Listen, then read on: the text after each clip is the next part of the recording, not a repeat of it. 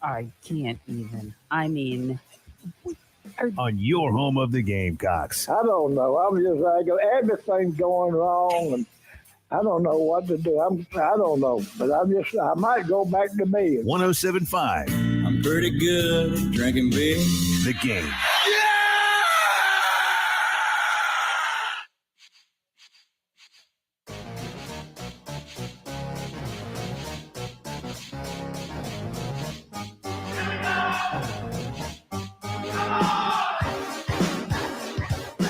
No need to go back to bed.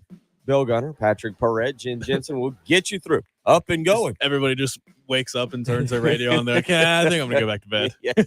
It's a bad start to the day. These guys are still on. Oh, all right, we do get texts sometimes where they're like, you're talking about this in the opening segment when this happened yesterday. So maybe there are people that just wake up at 6 a.m. If we don't catch their attention immediately, they're just right back to sleep. Go back to sleep. There's those. There's some that I guess have to take the kids to school. Not having to do that during the summer is probably a nice extra bit of sleep that people get for about 45 minutes to an hour. But this morning, we got plenty that we'll get into. We'll talk plenty of sports, the top 30 countdown of the South Carolina players of the SEC era. I think we'll take an interesting turn this morning. Look forward to discussing some of that later on this morning. Men's soccer coach Tony Annan will stop by for his usual Wednesday visit. Plenty to get into with him this morning.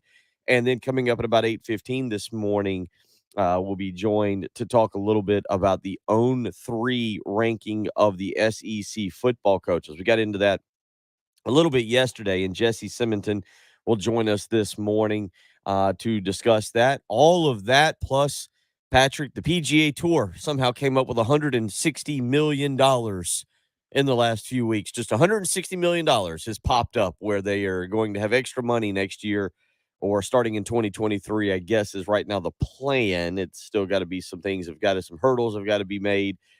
Some plans have got to be made. You got to keep some golfers to participate. But the PGA Tour magically has $160 million extra dollars that they can pass around. How has this whole thing, do you think, changed the perception of the PGA Tour?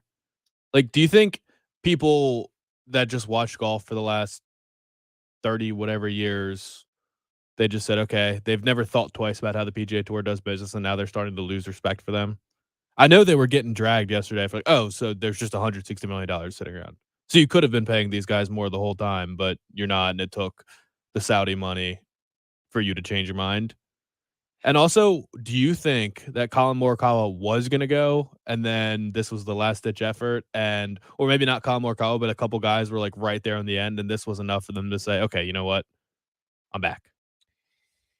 Here's what I think that to go through the list of things you just kind of threw out very quickly, I don't think people care. I really don't. This isn't the NBA or Major League Baseball or even obviously the NFL, whatever. But it's golf, and it's an individual sport. And quite frankly, this weekend is the Travelers Championship, or the Travelers, I guess. Jay Monahan will actually have a press conference today at 1:00 to address several of these things. I don't know if the casual golf fan even cares. You're still getting the golf you really want. The 4 majors are still going to have all of the big names. You're still going to have all of that. Okay, if you're into the Players Championship at Sawgrass, again, the Waste Management out in Scottsdale, the AT&T Pebble Beach, there are tournaments that, it'll be a little disappointing not to see a Dustin Johnson or a Brooks Koepka, I guess. And right now, those are really the only 2 names. I guess, I don't know. If I went to a golf tournament, Patrick, I might walk past Phil Mickelson and stop for a hole or 2 and watch him hit and walk with him for a second. But that's not the reason I'm going. And so I really feel like the PGA Tour as a whole, people are like, yeah, okay, do whatever you want to do, whatever you have to do. And kind of for the players as well. All right, do whatever you want, whatever you have to. I don't know. Tiger Woods was, because there wasn't as much television, there was very little television in the 70s and the 60s of golf, and Arnold Palmer and Jack Nicklaus and then kind of that cast of characters there. I think Tiger Woods is the only golfer ever that people would tune in to watch. Yeah. Like that's the only golfer ever that people would actually turn on the TV and say, okay, he's playing this weekend? Yeah, I'll watch him. Like, I like Dustin Johnson. I'm not turning on the television to watch him. I like Phil Mickelson. I'm not turning on the television to watch him. The TV will be on golf either way. So I almost feel like this whole thing is people just going, all right, move past it, figure out whatever you're going to do, and let's just keep on with we'll play the British Open in a few weeks, and then you know what? Football season starts in August. It's really just been fun gossip, which has It been has. the whole point of it. And it's not going to make me watch the PGA Tour more or say, wow, I really respect. I mean, maybe it does. Maybe I do respect John Rahm a little bit more and some guys like that have had statements like, yeah, the money would be great, but really I just want to compete and this is what I care about. And I would say maybe I have more respect for Rahm and Justin Thomas, Rory, I guess, but it's not going to change my opinion. It won't make me change the channel or turn on golf more or less, but it has made me think, wow, the PGA, they're kind of losers. Like the actual PGA Tour, they're kind of lame. They're scared of this league because now they have to pay more money. They didn't want to, whatever. I've never thought about the fact that guys that get cut from tournaments don't make any money. It just never crossed my mind. And pay their own expenses. And pay their own expenses, yeah. So they can operate on a loss week to week. That's never really crossed my mind because I just don't think about golf. But now that it's been brought to the light, now I kind of think about it. It doesn't change my opinion either way, but I definitely have a worse perception of the PGA Tour than I did a month ago. I don't know. There's things in life that's just how they've been, I guess is what you say. And for the PGA Tour, I do find it kind of similar to, I brought this up with Kyle Thompson yesterday. What could have they done? Kind of like the NCAA could have done stuff to get out in front of name, image, likeness, and certain things. To let it get to this point. What could have you done? Because you had complete control over everything. You had all the control in the world. You had everybody willing to follow your lead, even if they didn't like your lead, they were willing to follow it. And yet, kind of the idea of, well, we'll just stay status quo. You're right about the money. I never thought about it. And quite frankly, I got a feeling in a year, if this is blown over, I won't think about it anymore. Again, the PGA Tour, it's such an individual sport. I think about sports, and I think about LeBron James or a player or a Tom Brady, or now I will not be thinking about Rob Gronkowski quite as much, but at the end of the day, you still think that league first. All right, the NBA or the NFL or Major League Baseball or whatever is in control. PGA Tour, I've never really thought was in control here. And I think you're seeing that play out now over the last few weeks, seeing the players be able to make their own decisions. And I don't think there's an affinity for the PGA Tour like there would be for the NBA or Major League Baseball or NFL. There are some parallels to the way college football, I guess all college sports have gotten right now, where you could have gotten ahead of this if you were the tour, kept all your guys happy. The problems that we don't even think about, they wouldn't have had to worry about, and you let it get to the point where you severely damaged your brand by losing some of your top players, whether they were elite players or not. They were still people that are household names in the golf community.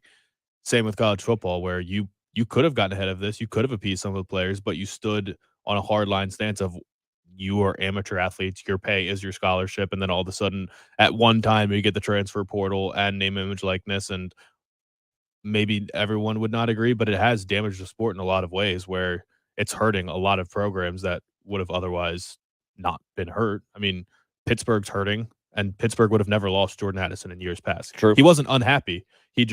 That's the thing. Like in the PGA Tour, maybe Brooks Koepka wasn't unhappy, but when someone calls him and says, we'll give you $175 million or whatever the number was, he was like, oh, I guess I could be happier.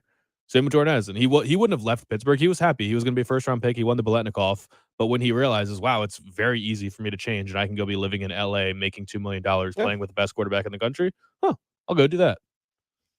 And that's why it kind of switched just a little bit. That's why with, like, say, for the NCAA, I've wondered what was the bigger blow, the transfer portal where you could have the one-time free transfer, or was it name, image, likeness? And I might even argue that it's the one-time free transfer because just like you see with Jordan Addison, you go if he had to transfer and sit out, his value to Southern Cal, he wouldn't have done it. And exactly. Because he's a year away from the NFL. Why would you do it? And that might be one way to curtail free agency in college football. If you want to take away from what is now being defined as free agency in the is to not allow free transfers. Now, I think, again, you could have a board. This would be the smart thing to do with the NCAA or college football right now, still lacking the smart thing to do.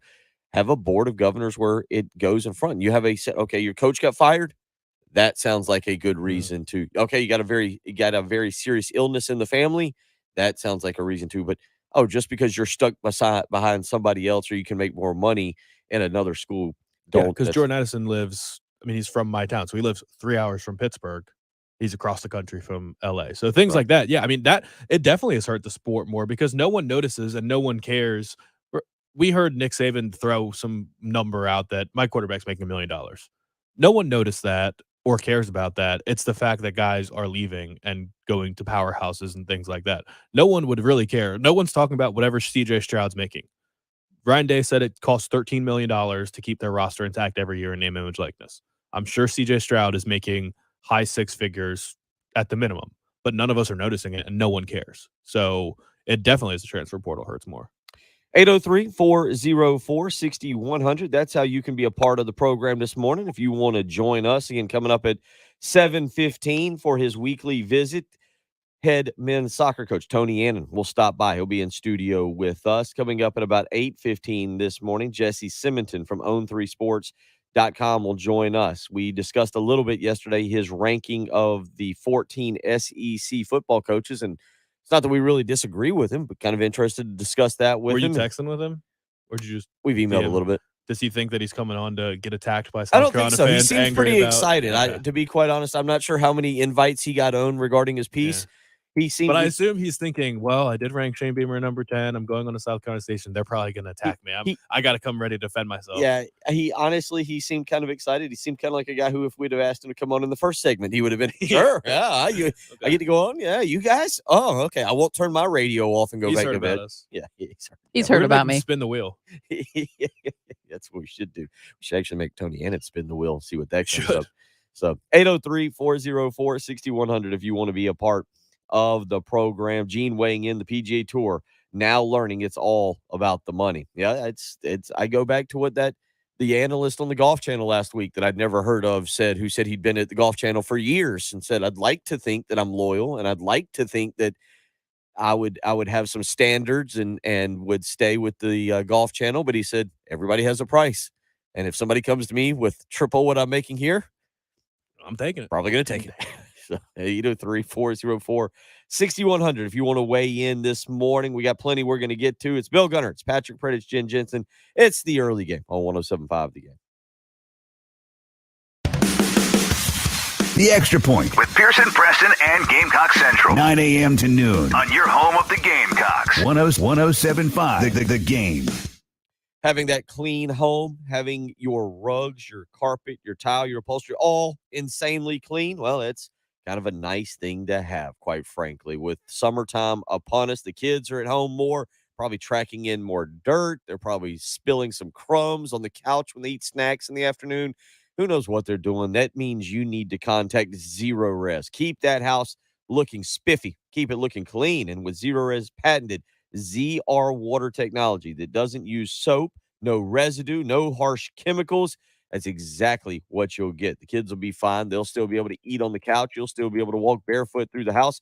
Nothing will change except your house because it will be cleaner, all because of Zero Res. Take advantage right now of the summer sale going on. Carpet, area rugs, upholstery, tile, air ducts, all 15% off when you call 803-262-4020 and mention me, Bill Gunner, at 107.5 The Game. Again, you'll get 15% off all cleaning surfaces. So right now, call Zero Res, 803-262-4020, or you can book online, ZeroResColumbia.com. You can do that with ease. Again, 15% off, whether it's your rugs, your carpet, your upholstery, your tile, maybe even your air ducts, whatever it may be, Zero Res will take 15% off when you call 803-262-4020. And you mention my name, Bill Gunner, at 107.5 The Game.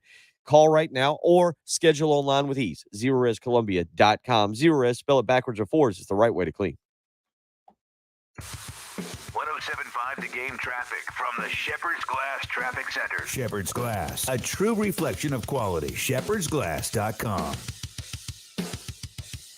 We do have a report of an accident that we need to let you know about first thing this morning, and that is I-20 eastbound there at Fairfield Road. Aside from that, things moving along fairly well this morning, and we're back into the triple digits as far as the heat is concerned for today. Looking for a high of 102. It's going to be hot, but it's just not going to be quite as humid. But the humidity kicks back in tomorrow. 99 for the high, 93 on Friday, warm and muggy, and chances for some rain. But right now, it's actually kind of a nice start. 67 at 107.5. The game. This Boomer Science with the CBS Sports Minute, sponsored by Athletic Greens. One scoop of AG1 has 75 multivitamins to help you start your day off right. Go to athleticgreens.com/CBSAM. Serena Williams played doubles in England yesterday. It's her first public tennis appearance since tearing a hamstring at Wimbledon a year ago. Now, meantime, the NFL got a little less fun as Rob Gronkowski announced his retirement. Again, I'm Boomer Science. Today's sponsor is Athletic Green. All right. Good morning, everybody. Anthony, DC, Jerry, RL, all good to see you.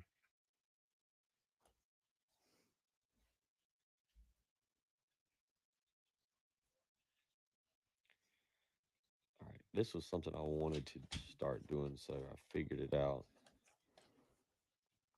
So I went in last night on this, and I think today I did not look when I didn't get in time to deleted a bunch of the old recordings, so it freed up a bunch of space. When it says recordings, what does that mean? It's not taking it off of YouTube or anything, right? Nah.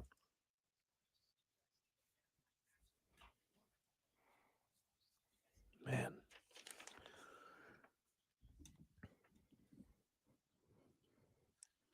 I'm just starting to look at this schedule grid for games that I want to go to and see what it's going to force me to miss.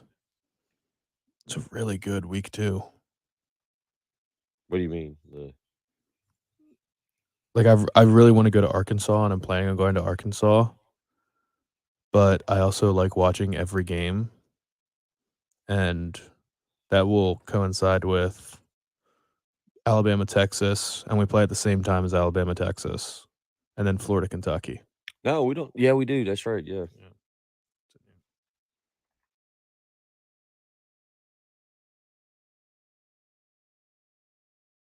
Florida, Kentucky's a night game.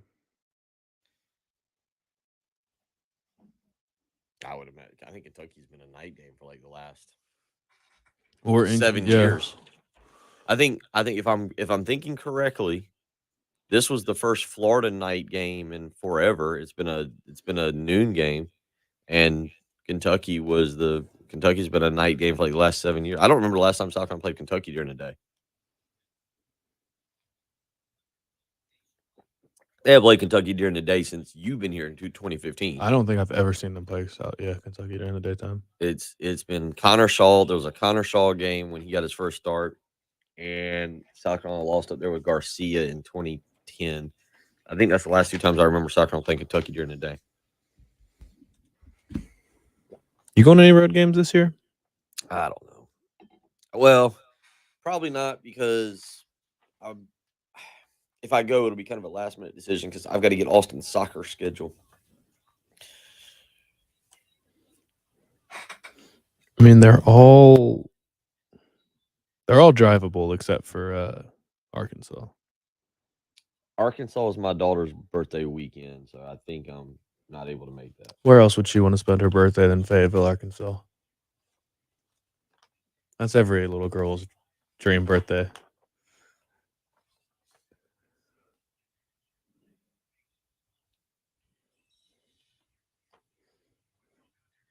Arkansas's got Cincinnati, then us, back-to-back weeks at home. That's nice. Arkansas's got us and who? Cincinnati the week before us at home. That's nice. At least they get tested, yeah.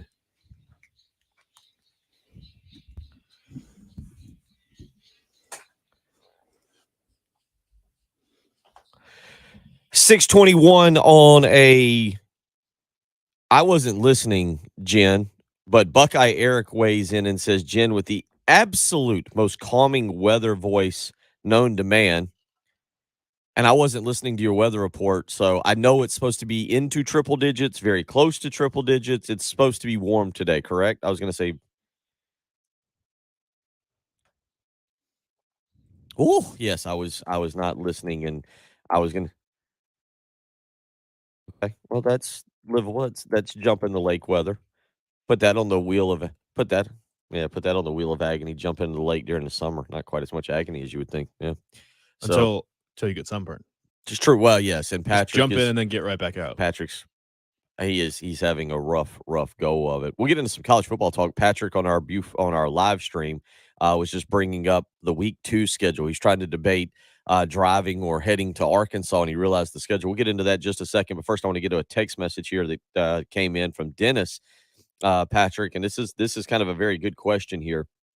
Dennis on the text line says, I think by the way, Dennis welcomes Jen back. Apparently, a lot of people wanted to welcome Jen back because we missed her. Oh, how sweet. Thank you. Good morning, guys, and Jen. Glad you were back. He said, I think the Live Tour has given the PGA players a little more power and a bigger voice. What will happen to the Live players if the Live Tour stops, folds? Well, Dustin Johnson will go broke. It's true. Yeah, I'm pretty worried about him. I hope he got that. I hope he didn't get it in Bitcoin also, right. By the way. I don't know if you saw that story yesterday about Trevor Lawrence. I don't know how much Did you see the clarification to it, though? I was going to say, I don't know how much legitimacy there was. He lost. It was late in the afternoon.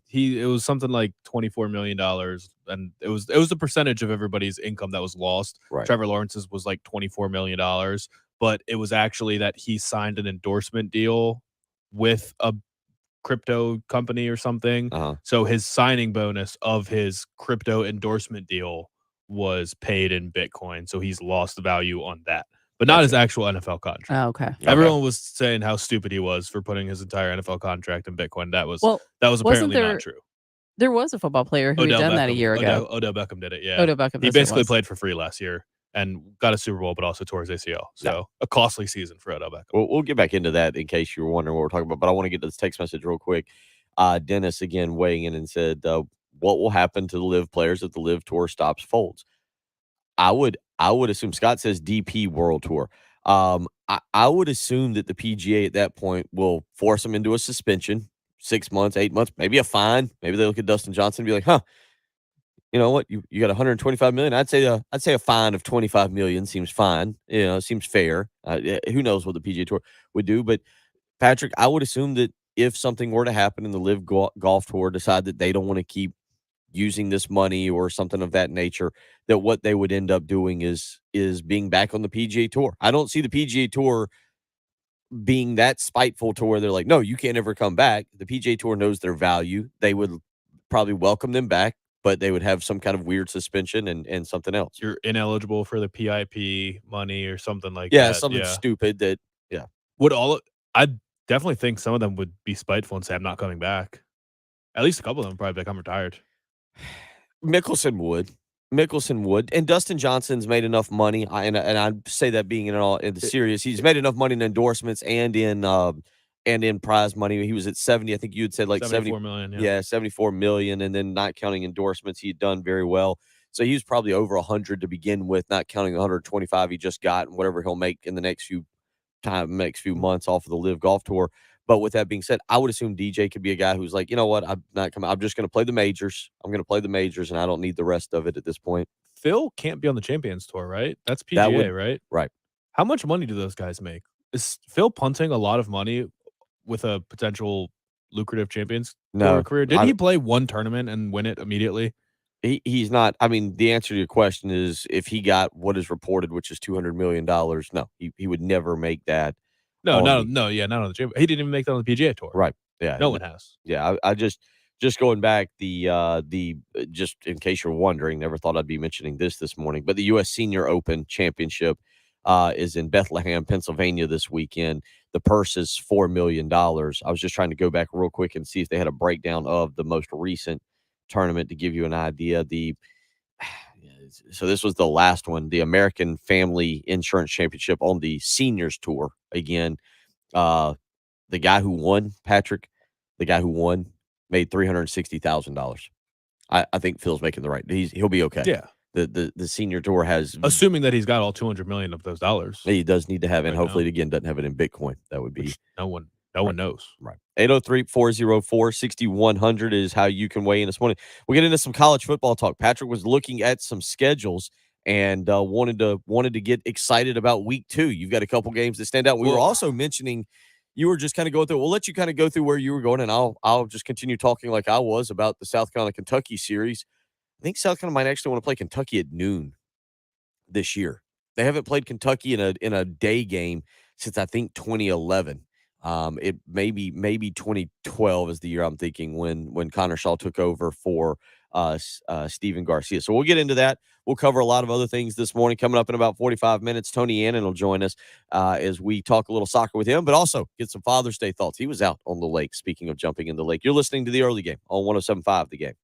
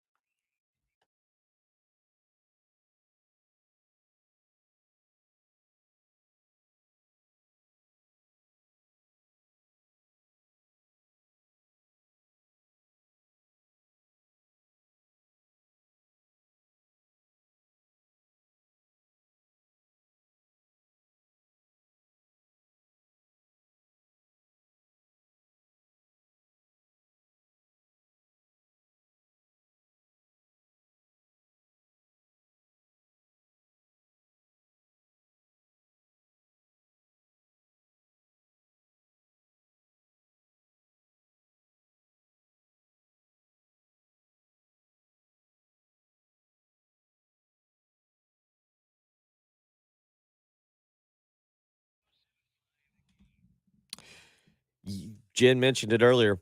Triple digits later today. That's right. Going to be very warm, very hot. Want to make sure you come home and your air conditioner is working properly, because there's nothing quite as enjoyable as being able to come home and your air conditioner working on a hot day. Flip side of that, you come home and your air conditioner's been broke and your house is in the mid 80s, maybe the 90s. You're going to be a miserable person. Your family will be miserable. They'll be angry at you. Don't let that happen. Call AAA Heating and Air today. Tell them Bill Gunner sent you. 803-677-1500. Right now, if you're in the market for a brand new unit, AAA Heating and Air has got you taken care of. A $1,500 rebate to buy back your old unit. That's how they start. Then they work with you. For those qualified buyers, 0% down, no interest, and you can get 15-year parts and labor warranty. Guaranteed financing for everybody as well. So in case you've got bad credit, don't worry. AAA Heating and Air has got you taken care of. And if you just need a regular maintenance package, AAA Heating and Air is here to do that as well. Give them a phone call, 803-677-1500. That's how you can get in touch with AAA Heating and Air. And also right now, if you're a top HVAC technician ready to stop working and start a career, earn up to $100,000 a year plus more at AAA Heating and Air. Quality candidates will have at least 2 years experience and a good driving record. Applicants can apply in person at the Lexington office. So if you're looking to start a career with AAA Heating and Air, a well-run, family-oriented business, you can do so as well. 803-677-1500. Call AAA Heating and Air today. Tell them Bill Gunner sent you.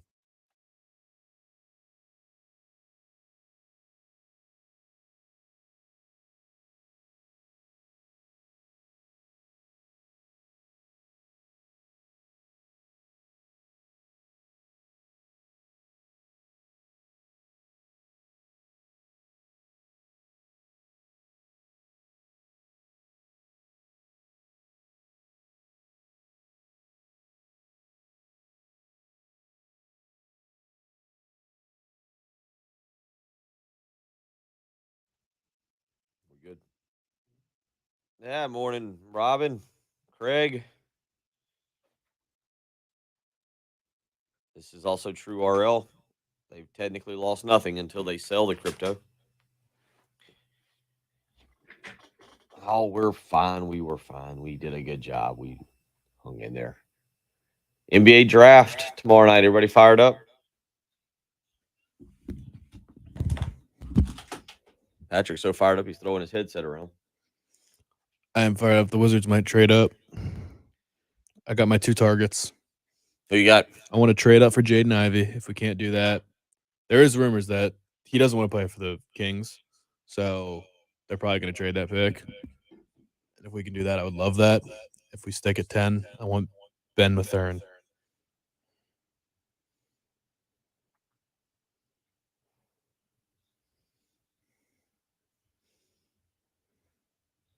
I like Euros. You like the Euros? Ben Mathurin's the Arizona guy that's a stud. Yeah, Mathurin is how you say his last name? It might be Mathurin. I don't know. I thought it was Mathurin, but I default to you with pronunciation of names. I heard it pronounced multiple different ways. One in a YouTube video and one on the radio. I would go with Bill's pronunciation. Mathurin. That's what I thought it was at first when I read his name. Thank you, Robin. I also like saying Benedict. When you say Ben Mathurin, people probably assume his name is Benjamin, but no. Just Ben. Benedict. Benedict. Yeah.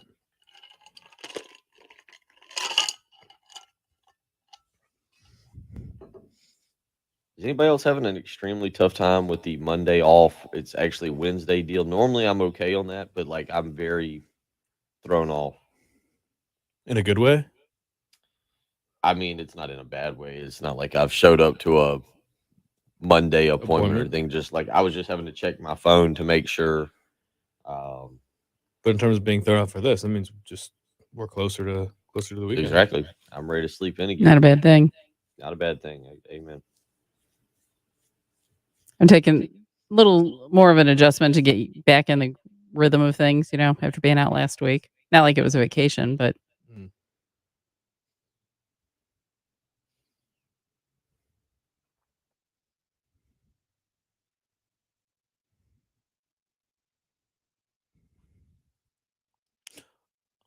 I don't even feel like there's anything to talk about with Gronk.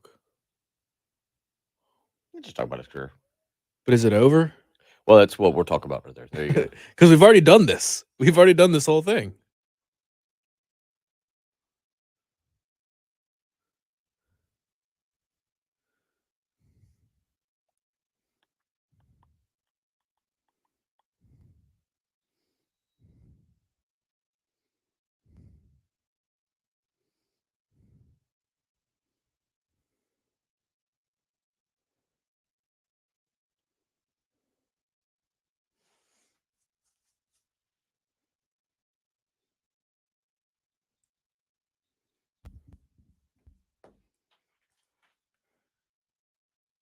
Well, it ended up being so we broke at 6:28. It was like a minute of the top 30 countdown. I did a thing, and now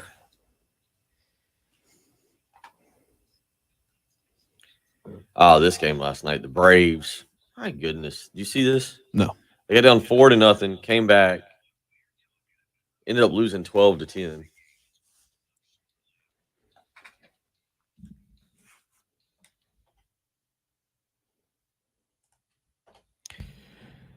(803-404-6100). How you can join us. We've been talking about the Live Golf Tour and Brooks Koepka so far this morning. Rooster P weighing in. He says he is glad Jen is back, and he says, Bill, go jump in the lake. I may actually do that this afternoon. You don't have to tell me. I may just do that on my own. So appreciate Rooster P, who is I share that sentiment quite a bit, Rooster P, just so you know. I'm okay doing jumping in the lake when it's 102 degrees. Did it a good bit last week and did it a good bit over the weekend, and probably will do it again today. So I totally appreciate the suggestion. 803-404-6100. How you can be a part of the program. Patrick, you were going over some football scheduling. We'll talk SEC football coaches coming up at 8:15 this morning with Jesse Simonton of Own 3 Sports. He's got his ranking out, but you were looking ahead towards some of the games that you were excited about coming up this season that you look for. Because let's remember, Patrick, similar to me and similar to all of us, likes to have multiple televisions going, a day full of food, a celebratory Saturday of college football, and you were going ahead looking at certain weeks that stood out to you. Yeah, because honestly, I don't like sitting in the sun. Of course, yes. But I do love tailgating and being around the game day environment. But the biggest issue I have with going to games is that I can't watch the other games. Understandable. Maybe some people do just lock in and say, I'm going to watch the South Carolina game. That's really all I care about. I'll throw on whatever other game's on, but I just care about the South Carolina game. No, I want to watch every single game on Saturday. So I'm looking at the games that I want to go to, and I desperately want to go to Fayetteville, Arkansas.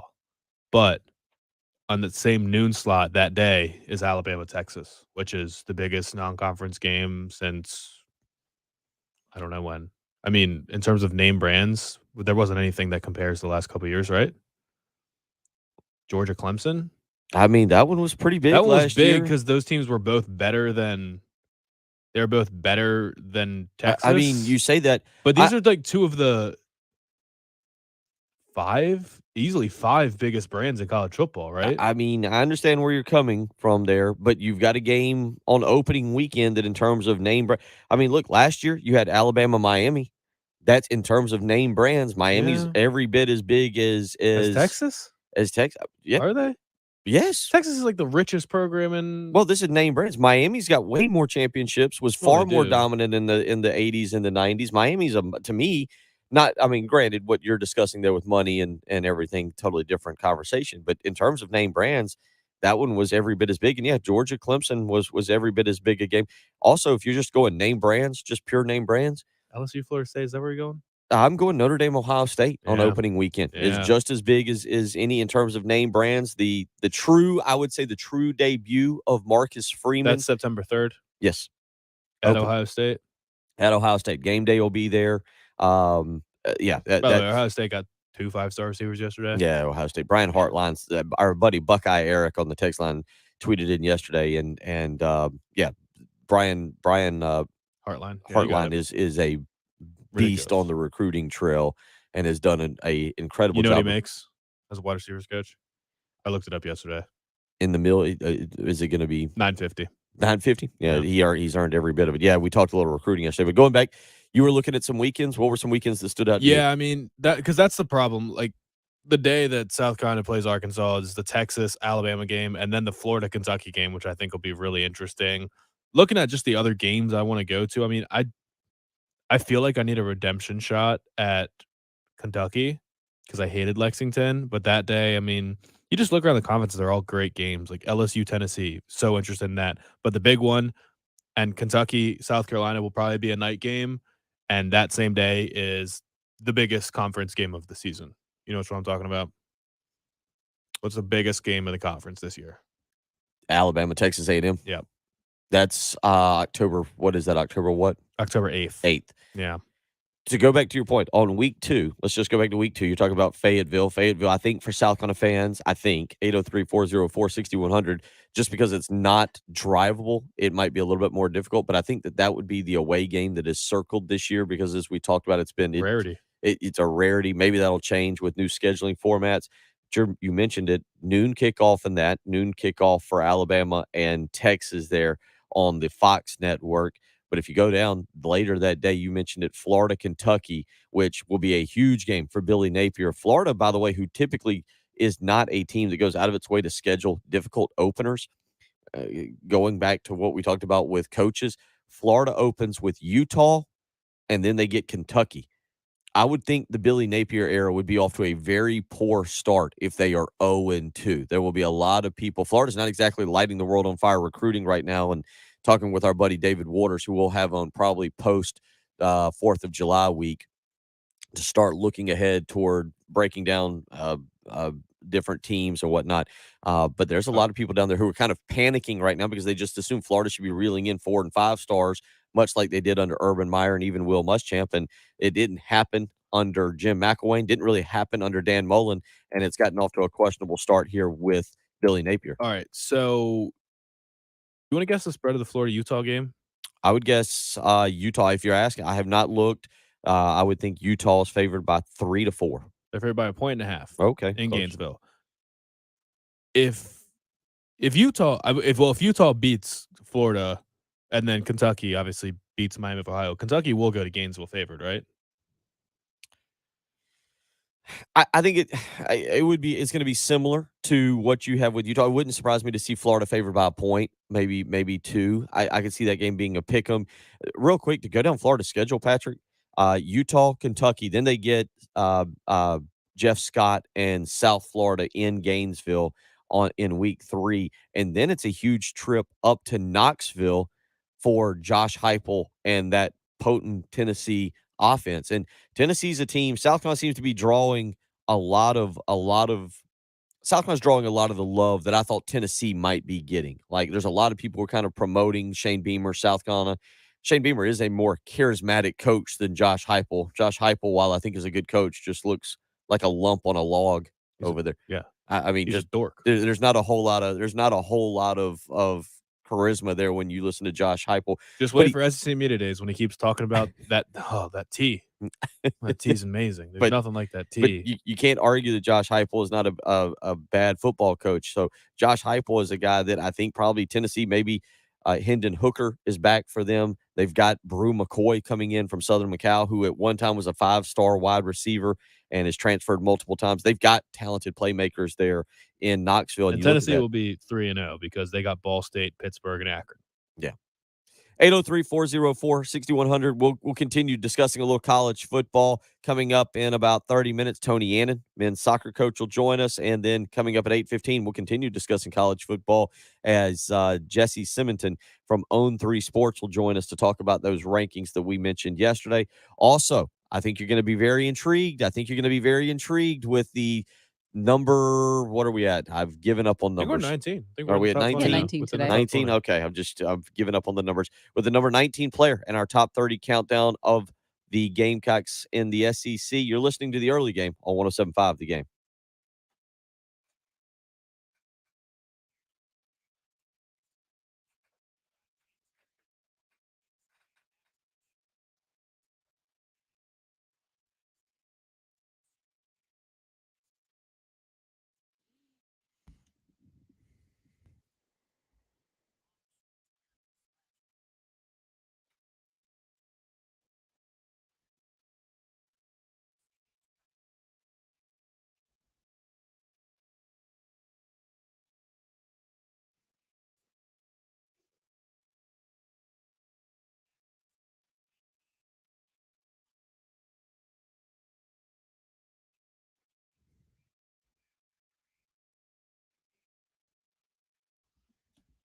And need to tell you about our friends at Prisma Health Orthopedics. If you are having any joint pain, hip, knee, or otherwise, you need to give them a call. They are the official team physicians for the South Carolina Gamecocks and the Clemson Tigers, so you know that you will be getting the best care, the same care provided to the top athletes in the state, as well as being the official team physicians. They are also the most comprehensive orthopedic group in the region.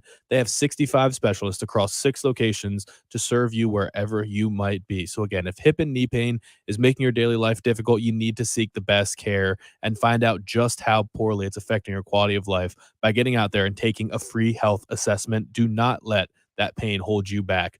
Prisma is the region's most trusted orthopedic practice. They have a deep-rooted history spanning nearly a century, and they are leaders in innovative procedures and in teaching the next generation of orthopedic physicians. They offer a full-service walk-in orthopedic urgent care clinic for all sports injuries, strains, sprains, fractures, as well as chronic joint pain. They know how difficult hip and knee pain can make your daily life, and they want to do whatever they can to help you. So get out there and take that free health assessment from the company that has built a foundation for patient-centered care and innovation, resulting in the best possible services for their patients. So again, get out there to Prisma Health Orthopedics, take that free health assessment, and see what they can do for you. If you want to learn more, you can visit them on the web at prismahealth.org/orthopedics.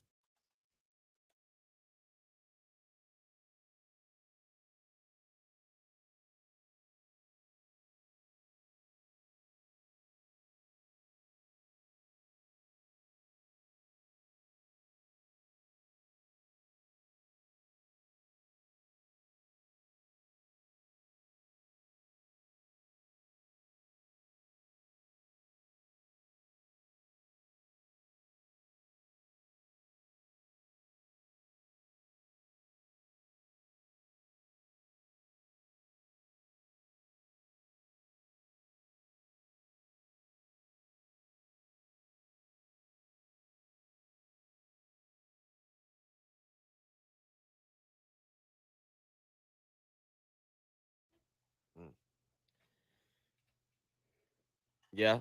What's the Florida question? He asked about the quarterback situation. Right now it's Anthony Gotta be. Richardson. Miller didn't have a good spring game, but Miller actually didn't have a very good spring game at all and admitted he was not very familiar with the playbook, and we'll kind of see what happens with him. But he's got time. Jack Miller's got time, and I don't know how good Anthony Richardson really is.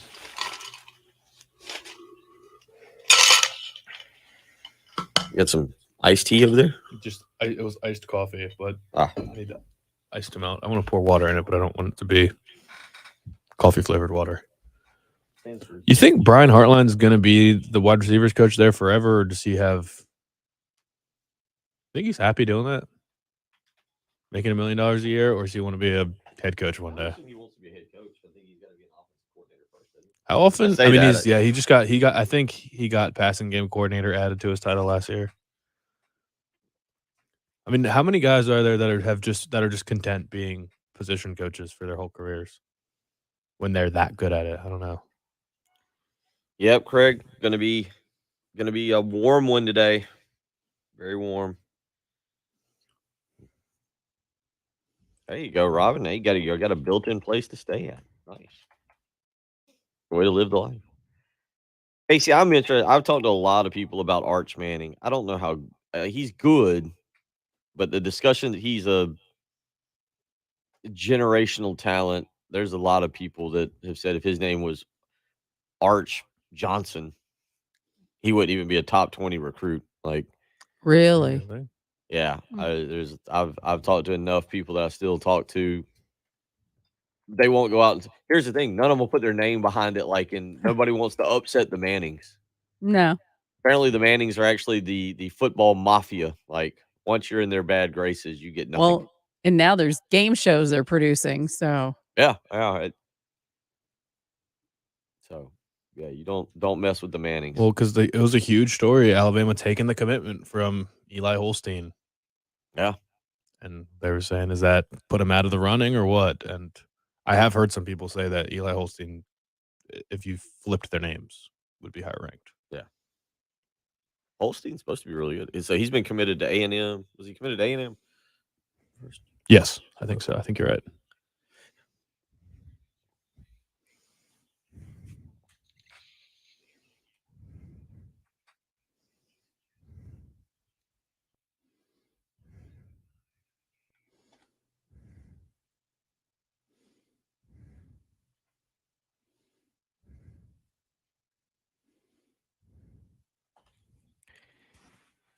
Again, coming up in about 25 minutes, men's soccer coach Tony Annan will join us in studio. We'll get some thoughts from him. Soccer season not that far away. It's June 22nd today. I mean, we are just moving right through. I was telling Patrick and Jen and our live streamers off air and on the live stream that the Monday off, normally I don't get thrown off by 4-day work weeks or having one day off, but yesterday coming back it's been a disaster. I was actually having to check my phone this morning to make sure I was on the right day to make sure I knew what our guest list was. Because tomorrow morning we've got JC Sherbert will join us. We'll talk some South Carolina football recruiting with him at 8:00. And then we will be joined by Kerry Tharp, as we do each and every week. The NASCAR boys head to Nashville this weekend. So Patrick, you'll be up in Nashville. Yep. You can head over and help our guy Denny Hamlin. Maybe we'll take Denny Hamlin as our pick, and you can go over and you can harass Jen and don't really have to worry about Kerry Tharp's pick, just Reggie Anderson's pick. Is Reggie still hot? Yeah. Pretty much, yeah. Man, this is his year. Reggie's never had success like this in anything he's ever done. Like, this is the most success Reggie Anderson will ever have in anything he ever. Pretty good father, not so good on television. Really? I'd like to see you on TV.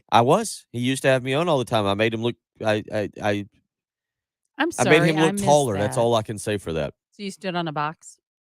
No, I made him look taller because I'm shorter. Yeah. Okay, I'm sorry. Yeah, so he was, but Reggie, great father, just questionable television skills and very poor radio skills. Is he picking winners or is he just picking the best of the bunch?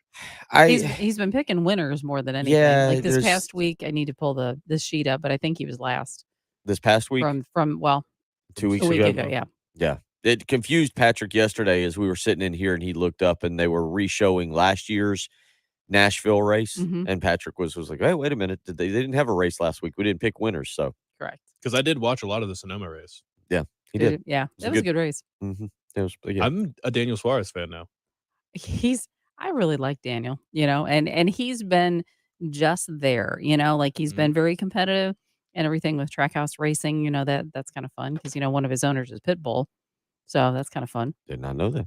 There you go. Bringing a little bit Mr. of Worldwide. Yeah, bringing a little information to you. Pitbull. How about Every that? once in a while I have some. A rapper involved in NASCAR. A rapper. Huh? He's more he's just an overall musician. Okay, fine. Oh, Overall Yeah, musician. producer. Yeah, And, okay. yeah. All right.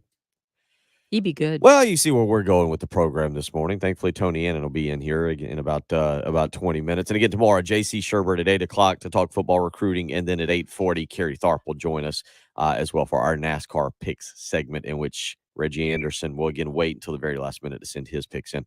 803-404-6100. I want to give you real quick, Patrick, you were just talking opening weekend for college football. I believe is roughly 10 weeks away, somewhere in that ballpark. I think it's 73 days. We're moving quickly. Saturday, August 27th will be your opening weekend. And as far as interesting games, Northwestern at Nebraska is going to be your most interesting game. So get excited for that. It'll be a 3:30 a noon Fox kick. I was looking at the Idaho State UNLV game, also a thriller. But Northwestern at Nebraska from Dublin, Ireland, not Dublin, Ohio, but Dublin, Ireland, as we send them across the pond. At least you'll get to see if Ryan Holinsky is the starter there for Northwestern and Nebraska. But remember, the season will kick off Saturday, August 27th. The games that day: Nevada, New Mexico State, Austin Peay versus Western Kentucky, Northwestern, Nebraska, Idaho State, UNLV, UConn, Utah State, Wyoming at Illinois. Duquesne is at Florida State, so at least you get to see Florida State if you want to. That'll be on the ACC network at 5 o'clock. Charlotte at Florida Atlantic. Florida A&M at North Carolina. The new era without Sam Howell there for North Carolina. I believe that'll be Drake May, the quarterback. The Drake May era will start. And Vanderbilt at Hawaii at 10:30 on opening, what is week 0, essentially. Northwestern, Nebraska is the marquee game. Yeah, that's what we're getting for. How can you name... We as a group name 5 players that will be competing in that game. Can you name a non-Ryan Holinsky Northwestern player? I know one because he's a draft prospect. No, I can't. I'm not going to even. Peter Skoronski. Watch him. He's going to whoever's pass rushing against him, he's going to shut him down. There you go. What about Nebraska? No, because Adrian Martinez did not come back for his 29th football season in college athletics. I think he transferred to Kansas State, and I think the Kansas State quarterback transferred to Nebraska. Casey Thompson transferred to Nebraska. Okay, the Texas quarterback. Yeah, also and then there was Brock Purdy's little brother, Chubba. Okay, all right. So there you go. So that's your August 27th slate. Your first true Saturday, September 3rd, Labor Day weekend. We've kind of gone over this before, Patrick. The schedule that weekend is not as good as you've typically seen in the past. You do have Cincinnati at Arkansas. You mentioned that one. Cincinnati and Luke Fickell heading over to Fayetteville to take on Sam Pittman. Oregon and Georgia will hook up that Saturday. After Atlanta, that, hate that. Yeah, Utah, Florida. Again, you go through the opening weekend, Patrick. The LSU, Florida State in the Superdome. That's a Sunday. That's the Sunday. September 4th, yeah. Notre Dame, Ohio State is your big Saturday night game there in the Horseshoe in Columbus. So we'll continue talking about this. We'll get into more college football discussion coming up in about 15 minutes. Not only will Tony Annan join us, but we'll also get into the top 30 Gamecock countdown we're doing of the SEC era. Again, this player I would put in the top 5 of popularity, but he's number 19 on the list. He's going to be an older player. Maybe I'm giving away too many hints. We'll see. But that's coming up. Tony Annan will join us. We'll get back into some other discussion as well. And Rob Gronkowski, well, we probably should discuss that as well. It's the early game. 107.5 The Game.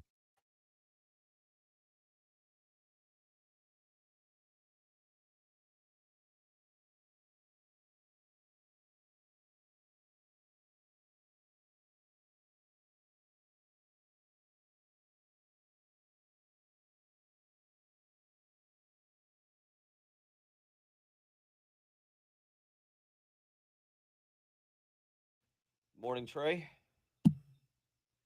I did not see the Lamborghini truck. Does seem like a good way to impress recruits. I saw it. Did you see what Louisville did for one of their recruiting weekend? No, what they do? I don't know if it was on the field at Louisville or if they took them somewhere else, but they had like dinner outside, and there was a bunch of like high end cars, and I think private jets on wherever they were at.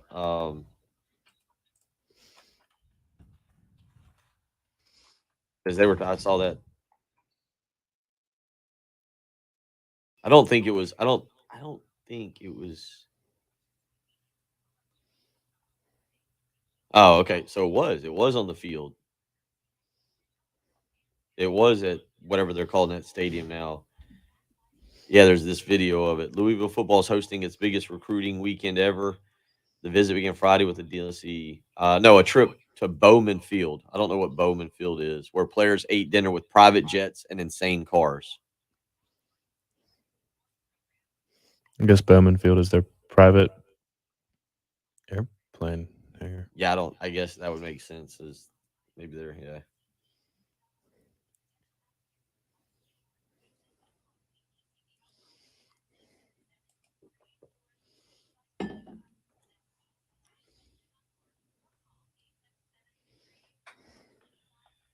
We'll watch this video.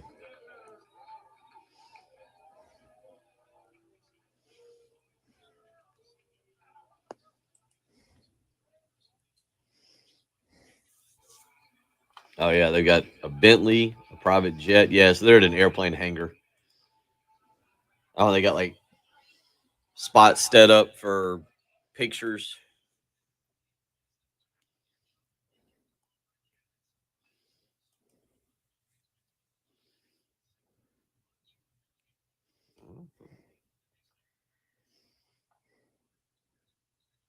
I just watched the videos of it.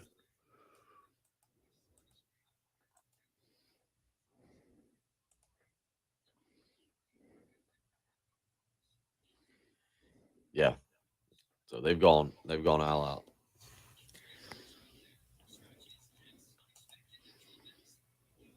Yeah. Ohio State's my national championship pick. Do what? Ohio State is my national championship pick. Oh.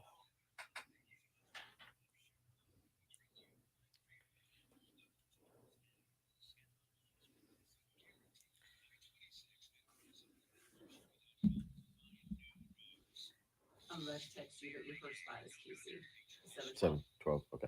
Keep an eye, just in case. Keep an eye, just or if you want to run over there real quick and tell Michelle, and that if he pops in, just let him in.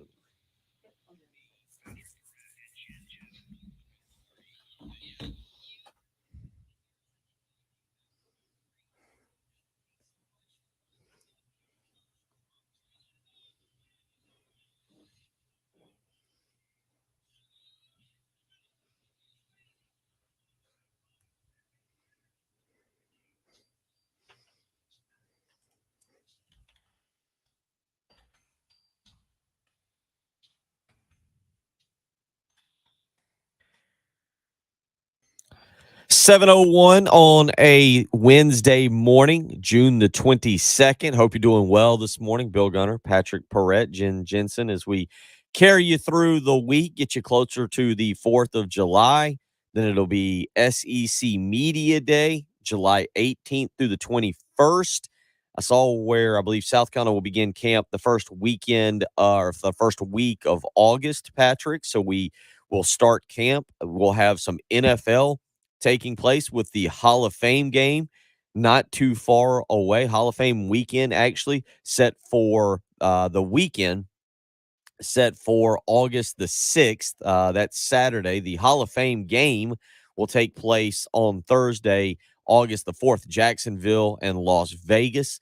So again, you kind of go through the countdown. It's getting closer. It's getting closer. And you went ahead. You couldn't help yourself during the break. I was watching college football pump up videos over the weekend. Okay. And during the break, you on the live stream, you went ahead and announced your favorite for the national championship this coming season. And this is probably around the time that I told everyone that Georgia would win the national It's championship. true. Last year, You were that the all wait was over it last year. Ohio State's winning the national championship this year. They're going to score 1 million points every single game. I mean, they lost 2 first-round picks, and they're not going to miss a beat at all offensively. Marvin Harrison Jr. is going to have a huge year. I'm just already ready to cement that. And then Jackson Smith-Njigba is probably the best wide receiver in the country. Jordan Addison got all the press this year because he transferred, but Jackson Smith-Njigba was nuts last year, especially in the Rose Bowl. He had, 300 yards or something like that. It was outrageous. So, yeah, I think they're going to score 1 million points. TreVeyon Henderson's not draft eligible, but people might be looking at him as the best prospect in the country going into next season. So, yeah, Ohio State's just going to have a monster year. I think it's time for them. Alabama will be really good. Okay. I mean, they would have had the top 2 draft picks this year. They probably will have the top 2 draft picks next year, whether the top pick needs a quarterback or needs a pass rusher. Will Anderson and CJ Stroud and Bryce Young will probably be the top 2 prospects. So I can see either of those, but I think it's Ohio State's time. SEC will probably have 2 teams in the playoff, but Ohio State's Which 2 are best you team going to in the go with? country. You going to go with Georgia back in there? Probably. You think this is the year Jimbo finally gets it done? No, it's not the year Jimbo gets it done. Okay, not even close, huh? No. Yeah, I don't see the SEC with 2 teams. I think Georgia Georgia will be good. I got them winning the East right now as we sit here on June 22nd. It's about a month from now that I'll be doing the picks there, at SEC Media Day, the preseason stuff, and I'm with you. I'll have Georgia winning the East. I don't think though I'll have them. If the SEC doesn't get 2, I don't know who else will. I mean, the usual suspects are, you normally put Oklahoma in there, but are they really going to do it in year 1 with Brent Venables? I kind of doubt it. I think it's definitely too early for Southern Cal. So I don't see anyone in the Pac-12. There's no way Bo Nix is lifting Oregon to a college football playoff. Washington, I don't know enough about. So going around the Big Ten, I mean, Michigan, no, they're going to get worse. Michigan State, no, they're not ready. Penn State, no. I don't see a clear-cut group of 5 teams, or even 4. I just think it's probably right now Alabama, Ohio State, and everybody else.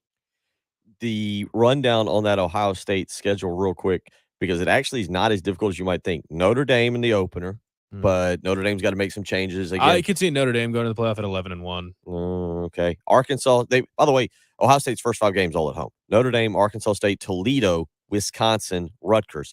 Then that Saturday you were talking about, October the 6th, you mentioned Alabama and Texas A&M. October the 8th? So, I'm sorry, yes, the 8th, Thursday night. I'm already excited about for some random reason on Thursday night in October. But you mentioned that Saturday, you've also got Ohio State at Michigan State. There's your potential 1 trip-up game, I think. After that, it's Iowa after a bye week. Penn State on the road in Happy Valley on Saturday, October 29th. Northwestern, Indiana at Maryland. And I think they'll pummel Michigan to end the season there to finish that. So we'll talk. I just don't know who's got the roster to do it besides Alabama and Ohio State. Is Clemson back? I don't know. I hope not. I'm not. We hope not. Yeah, whatever we can do. 803-404-6100. How you can be a part of the program this morning. Joined now by the head men's soccer coach at the University of South Carolina, Tony Annan, who is a man who jumped in the lake himself this week. Did you know that? I went out. Did you get sunburnt? Yes. Yeah, same. I'm British, Those paw hand in hand. Don't see much of it. Yeah, is there how does that work with you? Are you like a big sunscreen guy, or are you at this point you've obviously been over here for, would you say, I think 25 years? Is the skin adapted yet? Are you okay with sunburns, or you got to lather up really well with the sunscreen? I have applied sunscreen in my older years, but I didn't in my younger years, which I'm paying for. So I'm sick of getting things cut off. So is that true though? That it's not everybody pictures England and they picture an overcast all the time. But I was there for 4 days and it was sunny every day that I was there. Were you in London? Yes, exactly. It's sunny in London, but nowhere else. Pretty much. Huh. If there's going to be sun, it's that's London why they first. put London there. Yeah, Northeast doesn't see sun very often. Huh, okay. It's got the most beautiful beaches because nobody's ever on them. It's so cold. My grandmother's from the Southwest, I guess. Mm. I don't know. Looks What- sunny there. Is in it- the pictures I mean, I've you seen. mentioned that. Like, do people go? Is there a beach that you would go to in England during the summer, or Yeah, I mean, or not? I mean, is it anything like this? I have no clue. I've never been. It's an island. I I assume. love Americas and the I- geography. It's great. yeah, that's true. I guess there has Yes, to. it's I guess- surrounded by beaches. it is an island. Yeah, I guess. The northeast beaches are probably the cleanest, some of the cleanest beaches in Europe. It's the North Sea, so it's freezing, so you don't go in the sea very often. But if there's a heat wave, everybody flocks to the beach. What is a heat wave over there? Um, Like today's going to be triple digits here. yeah, 80's a heat wave. 80s in the where Northeast. everybody's coming out with- Everyone's like, wow, let's have a barbecue. Let's go to the beach. Oh my gosh. Um, And by the way, Bill, it's not an island. Oh boy. What is it? I know. Isn't England No. more of a Hold on. I know there's a word for it, and I geography was not part of the geography and English, not part of the No. college experience for me. I walked out as a history major, but there is a what is the there's the proper term for what it is. isn't it like Florida? It's a good quiz question. No, it's fully surrounded by water. Yeah, it's not a. It yeah, is it's an not. It's island. not connected to Europe, Jen. I am No, but I smart didn't enough think to it know was that an England island. is I not thought there was- connected it to was connected- France. It's by a tunnel. Well, Okay, okay. see.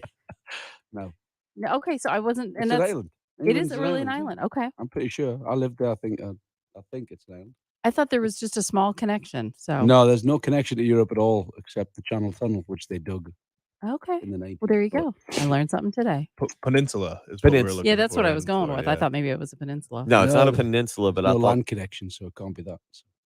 Anyway, yes, there's Okay. lots of beaches and 80 is a heat wave, and there's no air conditioning, so everyone complains about how hot it is, even though they complain about how cloudy and cold it is. There's usually. still no air conditioner. What? Yeah, there's a lot of places still don't have air conditioning. They don't need it, especially in the northeast. I guess that's true. So I guess that's true. I came in They to don't have discuss heaters in the their weather. houses. Yeah, I and know. geography. It's See, great. well, you mentioned before. We were like, we're going to hit you with a couple different topics, and certainly this was an That's all interesting right. one. Is so Education is my thing. so you did manage to get out on Lake Murray. Was this your first time on Lake Murray this weekend, or did you get a chance to go out last year? No, I didn't go out last year. I was too busy when I got here, so I didn't get out. But I got out on Saturday all day on a pontoon with my kids for Father's Day. My wife was out of town, so myself, the assistant coaches, and my kids went out, and we had a blast. It was great. Did you take them on any of the tubing, or did you get your kids? Or that's new. My daughter will do that. My son is horrified of the tube. He thinks that is a death trap that he will not survive. So he stays away from. Austin is actually way more Patrick than he is me. Yeah, Austin but the isn't- only way that I liked going on the boat, my dad traded in our boat because he had a fishing boat growing up. I was too bored to fish, so we traded in the boat for one that was better for tubing because Okay. that's what I like doing. How did the kids enjoy the tubing? My daughter loves it. My son, There you go. not so much. Yeah. But Okay.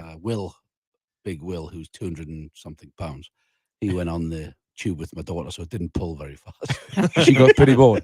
So we had to kick Will off because the pontoon wasn't pulling too fast. So it was a good time. I enjoyed it. Well, good Father's Day. Everything else. I know last time we talked with you, you were going to be doing.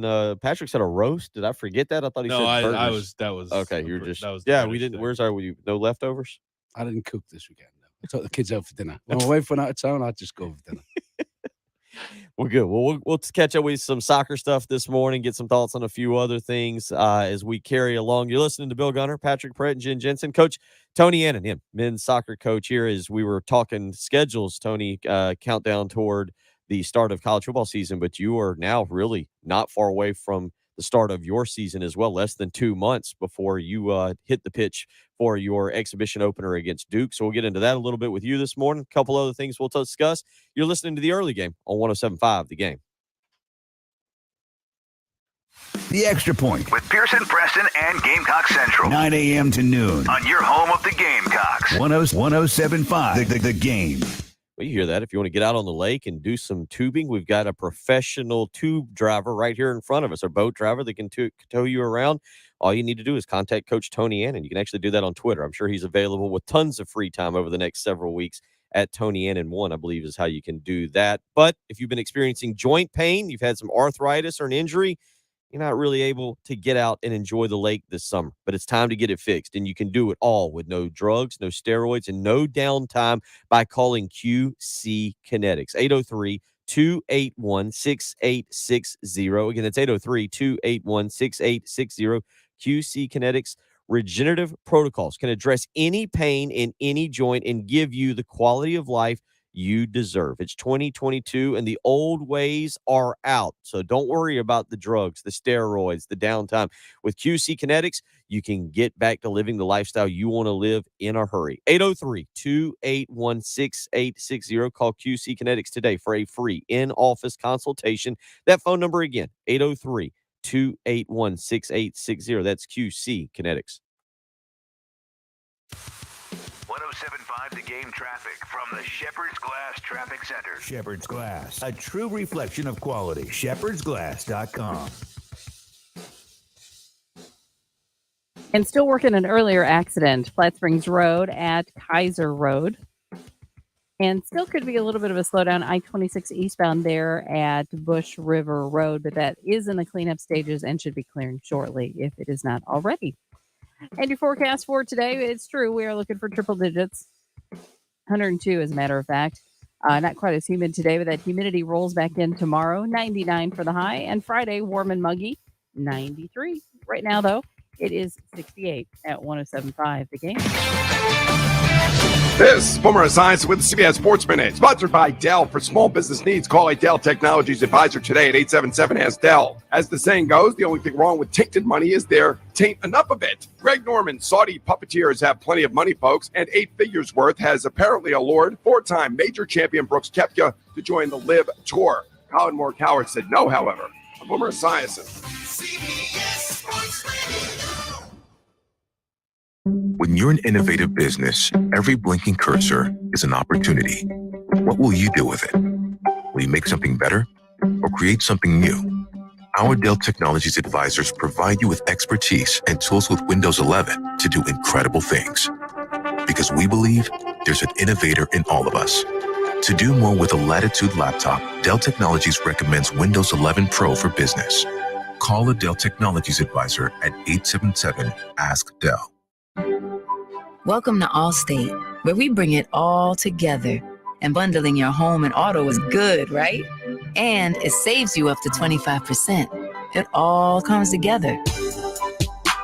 Allstate. Here, better protection costs a whole lot less. You're in good hands with Allstate. Click, call, or visit allstate.com to save today. Bundled savings discounts will vary by state. Saving up to 25% is a countrywide average of savings off the home policy. Combining the multiple policy discount for having auto insurance with Allstate and the welcome discount savings at enrollment. Sponsored by Staples Stores. Staples Print and Marketing Services helps small business print big with wide format signs and banners. Right now, get $10 off custom printed signs, banners, and posters when you spend $50 or more. Offer ends 7/2. Visit staples.com/this is your sign for details. This is your sign to print big at Staples.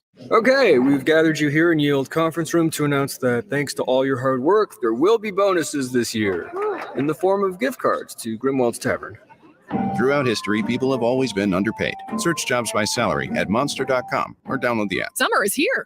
While you get ready for that summer vacation, why not show your home a little TLC too? Get annoying repairs like lifting a sunken sidewalk or waterproofing a humid basement out of the way so you can return to a stable home. At Mount Valley Foundation Services, we offer permanent solutions to your foundation problems. Our crew will evaluate your property for free. Careful to look everywhere an issue may be found. Trust us for foundation repairs. Just visit fixmyfoundation.com to set up your no obligation inspection today. Mount Valley Foundation Services, rock solid foundation.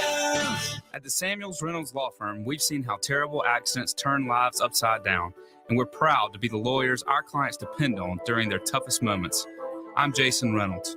Call me when your family is faced with any serious injury or death. And I'm Stephen Samuels. When you're hurt at work, I go to work, getting you the medical treatment and workers' compensation you depend on. We have the experience and passion you need when you need it most. Samuels Reynolds. True injuries, true lawyers. 779-4000. You do not want to miss this. Zerust Carpet and Air Duct Cleaning's huge summer sale is going on now. 15% off all cleaning services, carpet, rugs, upholstery, tile, and even air ducts, all 15% off. Use promo code SUMMERSALE at ZerustColumbia.com. Zerust is the right way to clean. For over 3 decades, nobody has had a wrestling career like Arn Anderson. Conrad Thompson gets all the stories with Arn. It feels as if with all these cage matches, there's an expectation that guys are going to be bleeding. Those mats are very, very dirty. Main thing is take a long soapy shower and keep those injuries neosporined up. Neosporin is a miracle drug, and it will heal stuff up overnight, believe it or not. Listen to Arn every week, wherever you get your podcast. Time now for the old-timey meat market clip of the day. On October 6, 2012, Steve Spurrier's Gamecocks, ranked number 6 in the nation, played host to number 5 Georgia. With still 5:35 left in the opening quarter, Carolina already led 14-0 with the Bulldogs punting. That's when Ace Sanders showed the nation that the route was on. Here are Todd and Tommy. Another good punter for Georgia, stands at his 15. Boots one back to Ace Sanders. Slides over to the near sideline. Ace drops one, picks it up at the 30, 35. Ace with a move up the middle. Another at the 50. Open space for Ace. He can't get him at the 30. At the 20, got one man to beat. 10-5. Touchdown Carolina. Touchdown Ace Sanders. Boom. Todd, no flags, folks. No flags. Ace Sanders just went the distance at Williams-Brice. The extra point could make it 21-0 Carolina.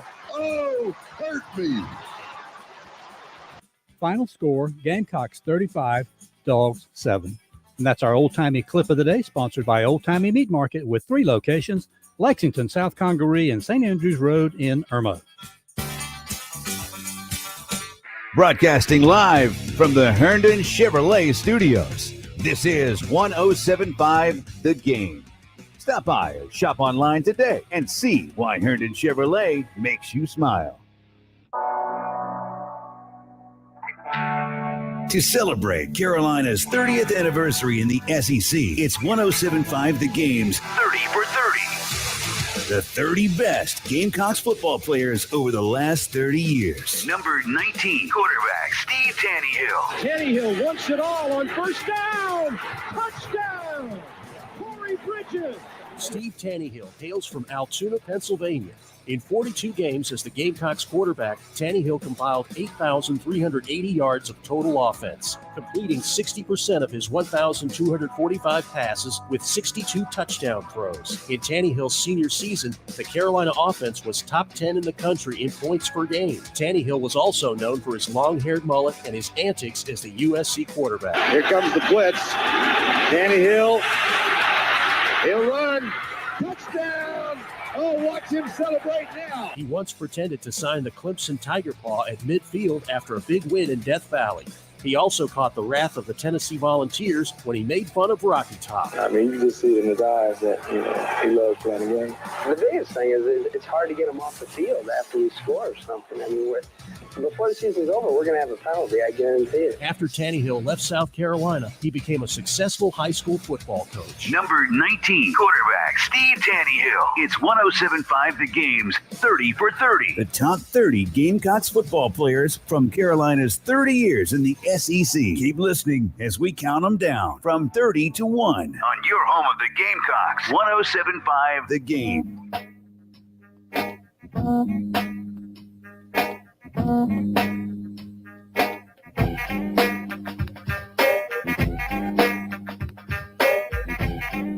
7:20 on a Wednesday morning. Bill Gunner, Patrick Perrett, Jen Jensen, head men's soccer coach Tony Annan joining us. And I don't know if you were just listening to that. We were discussing stuff off air, but our countdown of top 30 players for South Carolina football during the SEC era. And you've only been here in Columbia now, I guess, 14 months? Is that right? 13? Is it we're June? But to go back to that, Steve Tannehill, number 19 on the list. And do you have any knowledge when I say Steve Tannehill? Is there anything that you know about Steve Tannehill? He was a good football player. yes. Yes. If he's on the list of top 30, you've got that figured out. Tannehill was let's say a great football player and a great college student as well. And he would go on to own, I think he still does, own a bar down in 5 Points, and but was really the first football player I knew in the 80s as I was kind of growing up. Robert Brooks and Sterling Sharp and Todd Ellis. Those were the three that late 80s. So I was about 7, 8, 9. Tannehill was really the first player that I really remembered, though, really understood, watched, and kind of grasped. You got somebody like that in terms of soccer, that it was the first player that you really, really watched, that you really started to understand? Absolutely. Yeah. Kevin Keegan Okay. was the first guy that I even copied his haircut, which was a full perm, which was a disaster. But yeah, Kevin Keegan, Paul Gascoigne, unbelievable genius with the ball and a character, and Peter Beardsley, obviously all Newcastle players because that's where I grew up and watched in the stands. So those three guys kind of molded sort of who I wanted to be and how I wanted to play. Yeah. Do you have somebody, Patrick? I mean, for whether it's basketball or football, like, again, Tannehill probably 92, and just to give you background, South Carolina is 0-5. Things first year in the SEC, things are going poorly, to say the least. 0-5, just not even being competitive. And there was kind of a player revolt in the week of the Mississippi State game. I think Kerry Tharp has talked about it. The players kind of walked out on a practice, and they inserted this freshman, Steve Tannehill, and Mississippi State was a ranked team, came to Williams-Brice Stadium, and Tannehill led South Carolina to a 21-16 victory, and then therein kind of took off the legend of Steve Tannehill, won 5 of the final 6, beat Clemson in Death Valley on a rainy day, and he did it very arrogantly, kind of brashly, fans would say. There's a picture of him with his hands outstretched at Clemson fans, kind of asking for more. But Patrick, you got a player growing up that that really was the guy that you first started following? Quarterback-wise was Patrick Ramsey. Okay. For the Redskins. And then Chris Cooley was my first favorite player. Okay. And then it was all the Miami guys for the Redskins at that era. It was Sean Taylor, Santana Moss, Clinton Portis. So those were that was like my prime young fanhood. That was the group. Tannehill would wear a glove on his left hand, and so, even though I was never going to be a quarterback in my lifetime, I'd be in the backyard with a glove and throwing the football against the fence, or throwing the football at the dog, trying to peg the dog, be like, that's the receiver, and if it hit the dog, it was a completion. And so, but Steve Tannehill, we'll talk more about it this morning as we move along, but that was a guy that really ushered in South Carolina to the SEC, and then would go on to win a bowl game, the CarQuest Bowl down in Miami against West Virginia. One rushing touchdown in his career, Coach. One rushing touchdown for a quarterback, which is unheard of these days. I don't know if there's another quarterback who could play 3.5 years basically with one rushing touchdown, but he had one, and it was in his bowl game against West Virginia. So we'll continue talking about that, but back with Coach Tony Ann, and we were talking off air, and you've been traveling a good bit. You've had a chance to get with South Carolina fans. You were in Myrtle Beach and Charleston last week, and you're sensing some excitement about your upcoming season. Yeah, for sure. I've probably heard more about soccer in the last couple of weeks than I have since I've been here from fans. And obviously I was in Myrtle Beach and Charleston the same week, and there was more soccer players and more soccer fans, I think, of the Premier League. And they were actually talking trash, even a little bit trash about Newcastle and Arsenal and stuff. So it was nice to see. It was good. It was a really good time.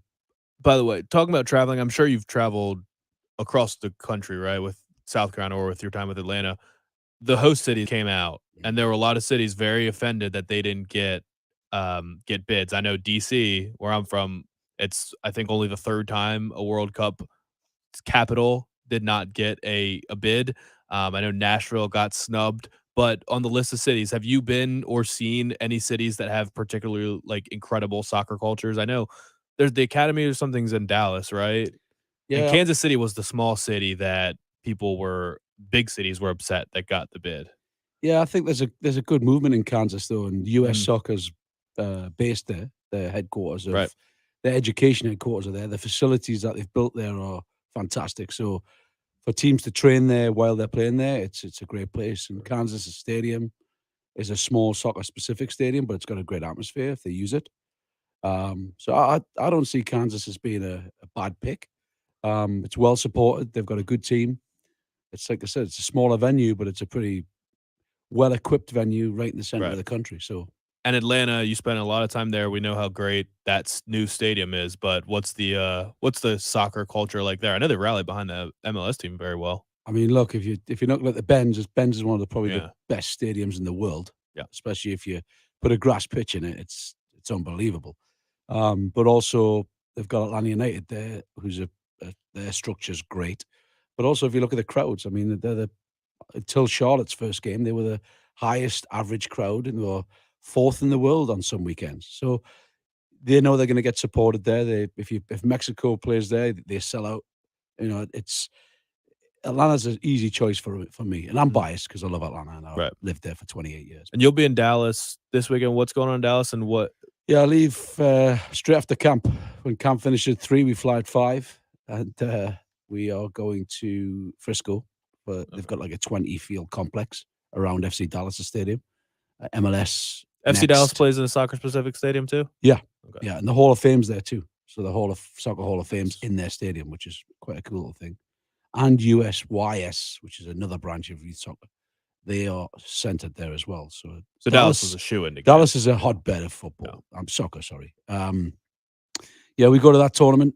It's all the best teams in the country, basically, in the MLS Next leagues, not the ECNL, which is 2 different competing leagues. But so there'll be probably 80-plus teams there, and we go recruit for a few days, and then. Have you been to every region of the country? Yes. Is there anywhere you haven't been besides like Alaska? Is that I want to go. I want to go to Alaska, and I'd love to go to Maine. Those are the 2 places that I have not been. That I really want to get time to do that. And now I've got young kids. I probably will end up doing that at some point. How do you see the growth of like we talk about the state of South Carolina? It is a baseball centric state, really. I mean, there's a lot of great baseball. Obviously, Clemson and South Carolina have been great in their past. Coastal Carolina's got a national championship. In this particular state, you were just mentioning being in Charleston and Myrtle Beach.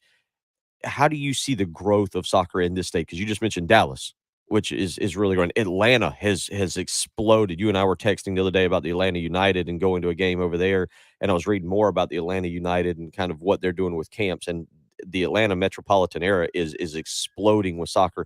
How do you see the state of South Carolina right now? I mean, it's there and about. Like I said, if you're out and about, a lot of people understand soccer here and they talk about it. There's some great clubs.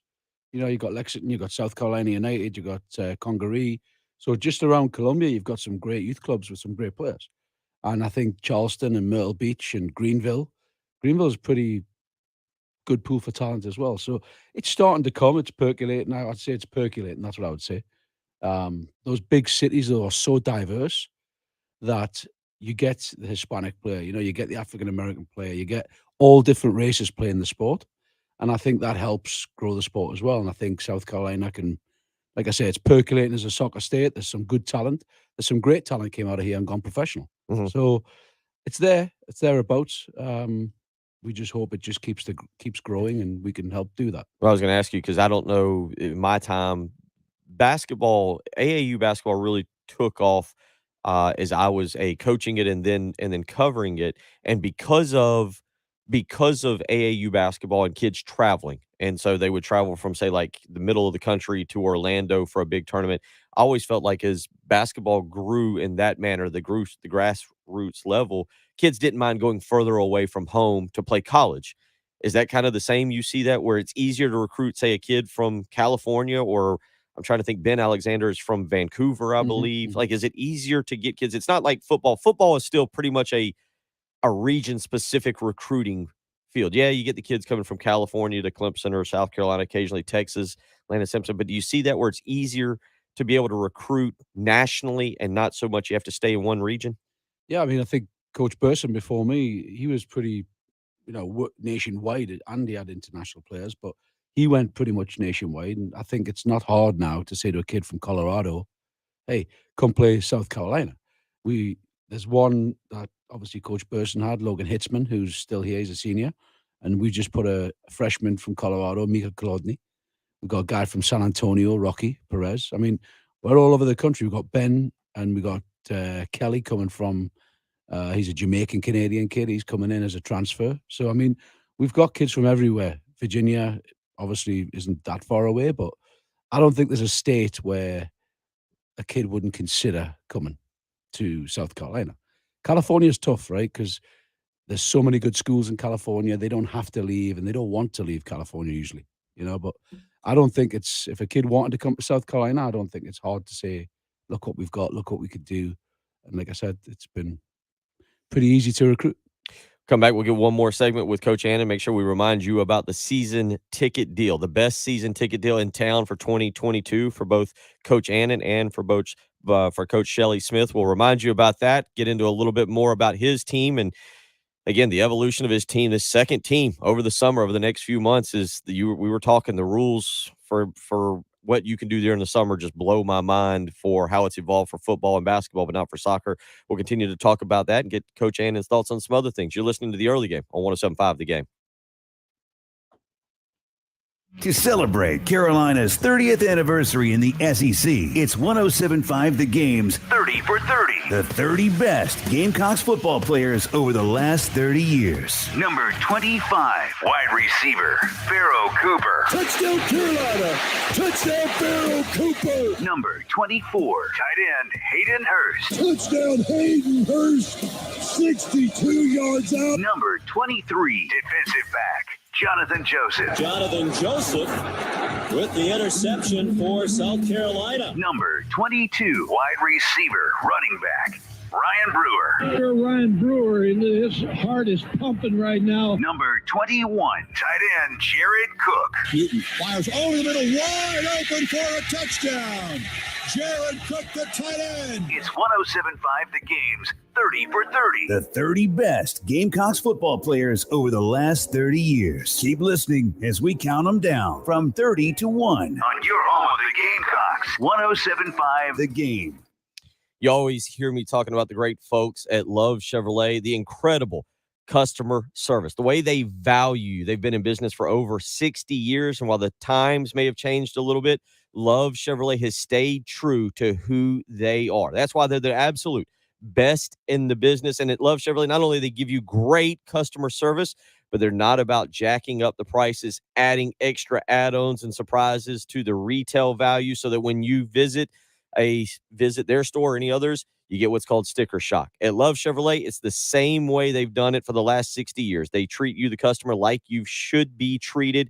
They make sure they give you the lowest price available and the largest selection as well. 14 acres of brand new Chevys. So go visit Love Chevrolet. You can see them in person, I-26 in Harbison, between Lowe's and Frankie's Fun Park. You can visit them on the web, lovechevy.com. You can speak with a seasoned professional right there who can help you pick out that car, truck, or SUV that you've been wanting. Whatever it is you need, Love Chevrolet has got you taken care of. Whether it's a brand new Chevrolet or an incredible certified pre-owned lot, you can always be proud to go visit Love Chevrolet because you know you're going to be treated the right way.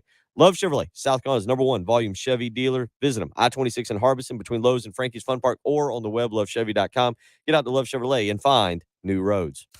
107.5 The Game traffic from the Shepherd's Glass Traffic Center. Shepherd's Glass, a true reflection of quality. shepherdsglass.com. And still working earlier accidents that you might want to keep an eye out for. Actually, just one at this point. Plant Springs Road at Kaiser Road. That's an earlier accident. They are working on clearing, but everything else looking pretty good out on the highways. Not as humid today, but it is going to be hot. 102 for our high. Hot and humid tomorrow, 99 for the high, and a chance for some showers tomorrow and Friday. Again, just pop-up showers. 93 for the high on Friday, but right now it is kind of warming up a little bit, and we're looking at 68 right now at 107.5 The Game. Hey, if you've got a hole in your roof or you need a whole new roof, you need to call Mid-State Roofing, 356-1919. For nearly a quarter of a century, Mid-State Roofing has established its reputation as the leader in the roofing industry. Whether it's above your head or at your feet, perhaps a leaky foundation, 356-1919 is the number to call for all your roofing and waterproofing needs. The quality and craftsmanship of a Mid-State roofing system are tops in the industry, especially commercial and industrial roofing systems. If you own or you're in charge of a large building, warehouse, or industrial facility, then you're in charge of that roof. And at some point, a roof is going to need some attention. So the number to call for advice, service, results, and a commitment to customer satisfaction is 356-1919. See all that Mid-State has to offer when you click on midstateroofing.com. Tell them, Mid-State twins. If you have a leak, let Mid-State Roofing take a peek. 356-1919, midstateroofing.com. So in life, throws you just to save, better get Mako. And visit the paint and auto body experts at Mako today. Metz Plumbing is growing and looking for exceptional plumbers and apprentices. If you enjoy helping people and our community, if you want a flexible work schedule, if you're looking to earn $85,000 to $100,000 per year plus benefits and paid time off, if you want free training in order to become a licensed plumber, and if you're ready for a rewarding career as part of a family, then we want to talk to you. For information, call Ashley at 732-DRIP or apply online at metsplumbing.com. Metz Plumbing, 732-DRIP. Look, it's heartburn. He's gonna try and ruin our vacation. Don't worry. I packed Prilosec OTC. One pill in the morning prevents excess acid production that can cause frequent heartburn. Nice. Aloha, heartburn. Block heartburn from your summer bucket list with Prilosec OTC. It's possible while taking Prilosec OTC. Use as directed for 14 days to treat frequent heartburn, not for immediate relief. Don't wait until you have heartburn to start Prilosec OTC. Kick your summer off right and look for Prilosec OTC at Walmart or walmart.com. Do you struggle with occasional nerve aches, weakness, or discomfort in your hands or feet? Try Nervive Nerve Relief from the world's #1 selling nerve care company. Nervive contains alpha-lipoic acid to relieve nerve aches, weakness, and discomfort, and B-complex vitamins to support healthy nerve function as you age. Live your life with less nerve discomfort with Nervive Nerve Relief. Learn more at nervivehealth.com. It's summertime at Galliana Kia on Greystone. And summertime is the best time to get out of your old car and upgrade to a cool new Kia. Featuring brand new Kias below MSRP. Like a 2022 Kia Rio LX, just $16,990. All new 2023 Galliana Kia Sportage LX, now in stock. Lease for just $259 per month. Plus, we'll give you exactly what your trade is worth, down to the penny. High mileage, cosmetic issues, unreliable, all trade-ins are welcome. So if you want to get out of your old car and upgrade to a cool new Kia, don't miss the summertime sales event. You should be driving a Kia from Galliana. Galliana Kia. New Kias for sale below MSRP. Only at Galliana Kia on Greystone. I-126 Zoo exit in Columbia. Call 779-7300 or KiaColumbia.com. Rio stock number 2K1124. Sportage stock number 3K3011. 36 months lease, $39.99 to assigning plus tax tag includes $225 closing fee. No security deposit subject to lender approval. Expires month end. What we're talking about on 107.5 The Game. Sponsored by Love Chevrolet.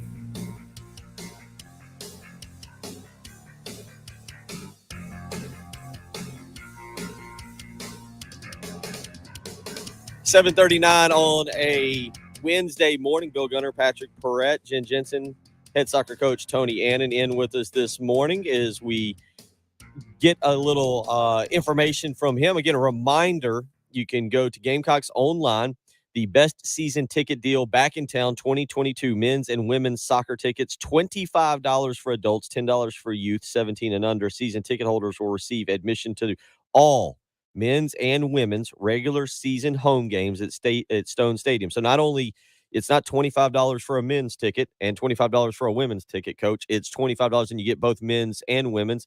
And we know what Shelly's been able to do with her program. They're incredible. They are, I think, are coming off an Elite Eight appearance. And you've got a team, again, we've talked about it, you're very excited about. And you've got, I think you told me all but about 2 or 3 on campus who are finally being able to go through what you want them to go through during the summer. Yeah, right now they're in captain's practice. So Peter Clement, who's our captain, is running the show at the moment. So I don't know what's going on with them because I'm not allowed. But gotta have a lot of trust in him, though. Yeah, I do. I trust him. He's a mature kid and he's quiet. He's a quiet leader. He's good, but he's running practice and he's got his plan, and I guess he's doing a good job. So you hope? Yeah, I hope so. But then they start with strength and conditioning July 7th, so they get a good 4 weeks before they hit. Also, obviously, myself and the staff. So they're going to get a good 4-week preseason. The 95% of the team. The only guys who can't are the internationals. The kid from Sweden, Ben, who's with the Canadian 20s right now. Mm-hmm. So he's in a good level. Yeah. Jalen Ramsey, the right back, who is with USL 2. And there's one more, I can't think. They can't come in until August 3rd. So there's only 4 players that won't be with the team. Now, the rules are wild. You can't talk to them, or you can talk to them. You can talk to them about their family, or you can talk to them about what they had for dinner last night. You can't talk to them about how training is going. But I think you did tell me, and I think you're trying to line up for next year, the year after, an overseas trip. Is it for the summer, or what is it? I think you wanted to go and get them overseas. And then who would you play, or how does that work when you do something like that? You're allowed to play 5 competitive games in the spring at the moment till 21st century passes, if it ever passes. And you're also allowed 1 trip every 4 years to a foreign country to play additional games against international competition. So we were aiming for maybe April 23 or 24. We don't know yet. We've got to raise money to do it. It's not in our budget, an overseas trip, as you can imagine. But it's really just to show them where the bar's at. Obviously, get some more competition and get the group together as quick as we can and try and get them to gel. But I mean, we've got a season coming up that we've got to get ready for as well. So that's in the future. The trips overseas. Now, I know for like Shane Beamer right now, his players are going through their own workouts, and they go through it with Luke Day, the strength and conditioning coach. Talk a little bit about your strength and conditioning coach, or what you have there, and I don't know if you can give a little background on like if you give a designed approach that he's then got to implement, or if you've got to stay away from that as well. No, so we've just hired a brand new strength and conditioning guy, which is awesome. He's Danny O'Rourke. Herman Trophy winner. Okay. 2 national championships with Indiana and 13-year career in the MLS. Played over 200 games. He played every single game for Indiana in his 4 years at Indiana. Never missed a game. Real smart guy, real good guy. And like Shane has Luke Day, who's amazing. I think Danny's going to be amazing for also. He's doing men's golf too, so for both sports at Carolina. But we're excited to get him in the door. So he and I have a plan already because it's my philosophy of how to get a team fit.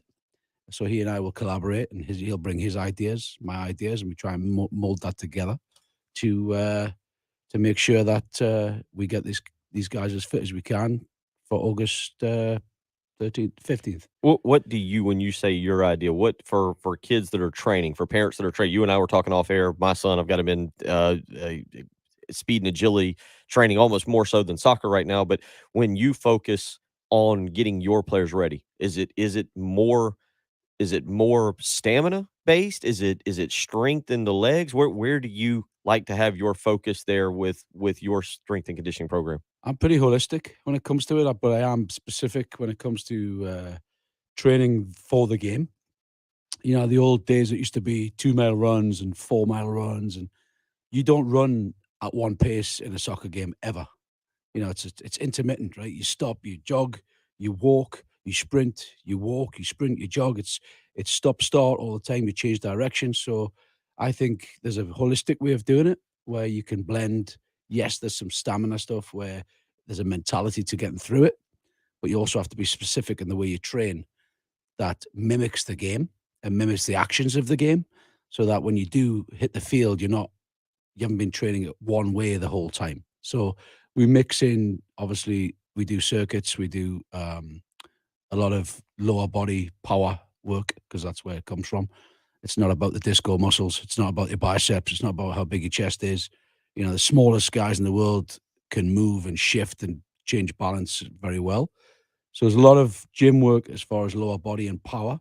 The field is more repeat sprint ability is what we call it, where you have to change direction quickly and then you slow it down, then you speed up. So a lot of game situation stuff, but I also love fitness with the ball because you know yourself as an athlete running and running and running without your equipment is pretty boring, but it has to be done. It's part of the game, and running is a huge part of soccer. Come back. We can see if we can keep you one more segment. Campers over there will be Sure. okay, right? Yeah, it'll be fine. And we know you're, as according to Austin, you're not jumping in the slide, the water slide or whatever. Nobody asked me to. Yeah, though. nobody. It's my philosophy too on how to get out of things. 803. See that you never asked me to go actually take hockey pucks in the net, and I'd take. No, we did. No, we did. No, we did. We'll come back. We'll do another segment. 803-404-6100. You're listening to the early game on 107.5 The Game.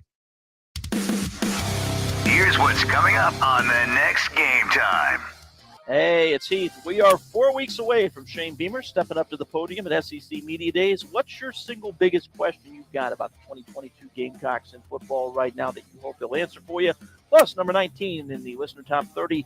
We will see you Wednesday. Game time with Heath Klein. 3 to 6 p.m. on your home of the Gamecocks. 107.5 The Game. Sponsored by Liberty Mutual Insurance, where you only pay for what you need. Liberty. Nobody should have to pay for one-size-fits-all insurance coverage. Liberty Mutual customizes your car and home insurance so you only pay for what you need. Liberty, liberty, liberty, liberty. Staying cool during the summer, well, that's pretty important. And with AAA Heating and Air, they're going to make sure your air conditioner continues to work, especially on days like today when you get triple digits with the heat. You need to come home to a nice, cool home. So don't hesitate any longer. Call AAA Heating and Air. Get Roy and Dana Finley. Get the family out to your house today to make sure that HVAC unit is working properly. You can get a pre-summer maintenance package right now for all new customers. And trust me, making sure that AAA Heating and Air HVAC unit working properly, it's important. Don't wait any longer. Call AAA Heating and Air today, 803-677-1500. That's how you can get AAA Heating and Air out to your house today. Get a pre-summer maintenance package going on to make sure everything is working properly. And if you're a top HVAC technician, now's the time. Make a switch over to AAA Heating and Air. You can stop working and start a career. You can earn up to $100,000 plus a year at AAA Heating and Air. Quality candidates will have at least 2 years experience and a good driving record. You can apply in person at the Lexington office for AAA Heating and Air to be an HVAC technician. So you can either apply, or if you need to work on your current heating and air unit, call AAA Heating and Air, 803-677-1500. Call AAA Heating and Air today. Tell them Bill Gunner sent you. 107.5 The Game traffic from the Shepherd's Glass Traffic Center. Shepherd's Glass, a true reflection of quality. shepherdsglass.com. Still working that earlier accident, Platte Springs Road at Kaiser Road. So that is still in the progress. And I-26 eastbound at Bush River Road, that accident has been cleared. So things moving a little bit better in that area. 102 is our high that we're looking for today, 99 tomorrow. And then it looks like we should see a high of about 93 on Friday. But right now, a nice start, 68 at 107.5 The Game. Hey, Gamecock fans, Scott here for Gamecock Traditions. If you're looking for a new hat, Gamecock Traditions has dozens of them arriving now. Baseball hat, gambler hats, boonie or sunny hats to help you avoid the sun and look really cool while you do. Hat brands like Under Armour, New Era, or Zephyr are all arriving. We also have ladies' super stylish Gamecock straw cowboy hats. So come see the new selection now for the summer, pick yours, and you'll have it broken in by the fall. Gamecock Traditions at 5134 Sunset Boulevard and our new location at Sand Hills by the Fountain. Gamecock Traditions, your summertime fun time headquarters. Life matters. I love my kids. I've always listened to them. Never wanted them to feel they were in competition with a newspaper, computer, or television. It was a challenge, however, when they would all try to speak at once. It didn't irritate me. In fact, I usually thought it was kind of cute, but I couldn't understand everyone at once. Or if I could discern the problem, my grasp of the situation was poor. I'm really glad God doesn't have that problem. God equally and simultaneously listens to millions, perhaps billions of us all at once. St. Augustine said that God loves each one of us as if there was no one else to love. But I'm glad he also listens, hears, and understands each of us as though no one else was praying. Go ahead and give it a try. You'll find that he's listening. This is Pastor Stephen Chitty. Remember, life matters, and so do you. Go to clcolumbia.com for in-person and live streaming service times. You do not want to miss this. Zerust Carpet and Air Duct Cleaning's huge summer sale is going on now. 15% off all cleaning services, carpet, rugs, upholstery, tile, and even air ducts, all 15% off. Use promo code SUMMERSALE at ZerustColumbia.com. Zerust is the right way to clean. Broadcasting live from the Herndon Chevrolet Studios. This is 107.5 The Game. Stop by or shop online today and see why Herndon Chevrolet makes you smile. The Early Game With Bill Gunter, Patrick Perez, and Jen Jensen. on your home of the Gamecocks. The Early Game, 107.5 The Game.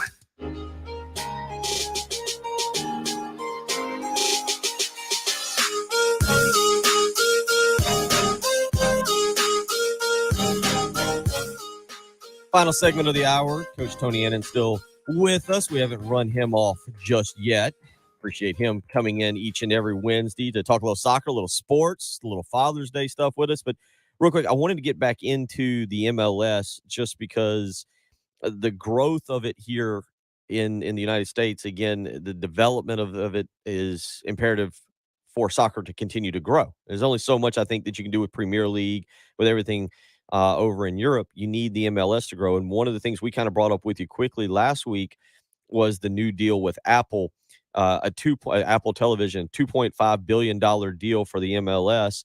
And I think it's a great deal. I was watching Apple for a documentary over the weekend, but with more people going to streaming and with Apple's ability to maybe put more resources into the game, what do you want to see from this television deal, though? How do you want to see it used to grow the game?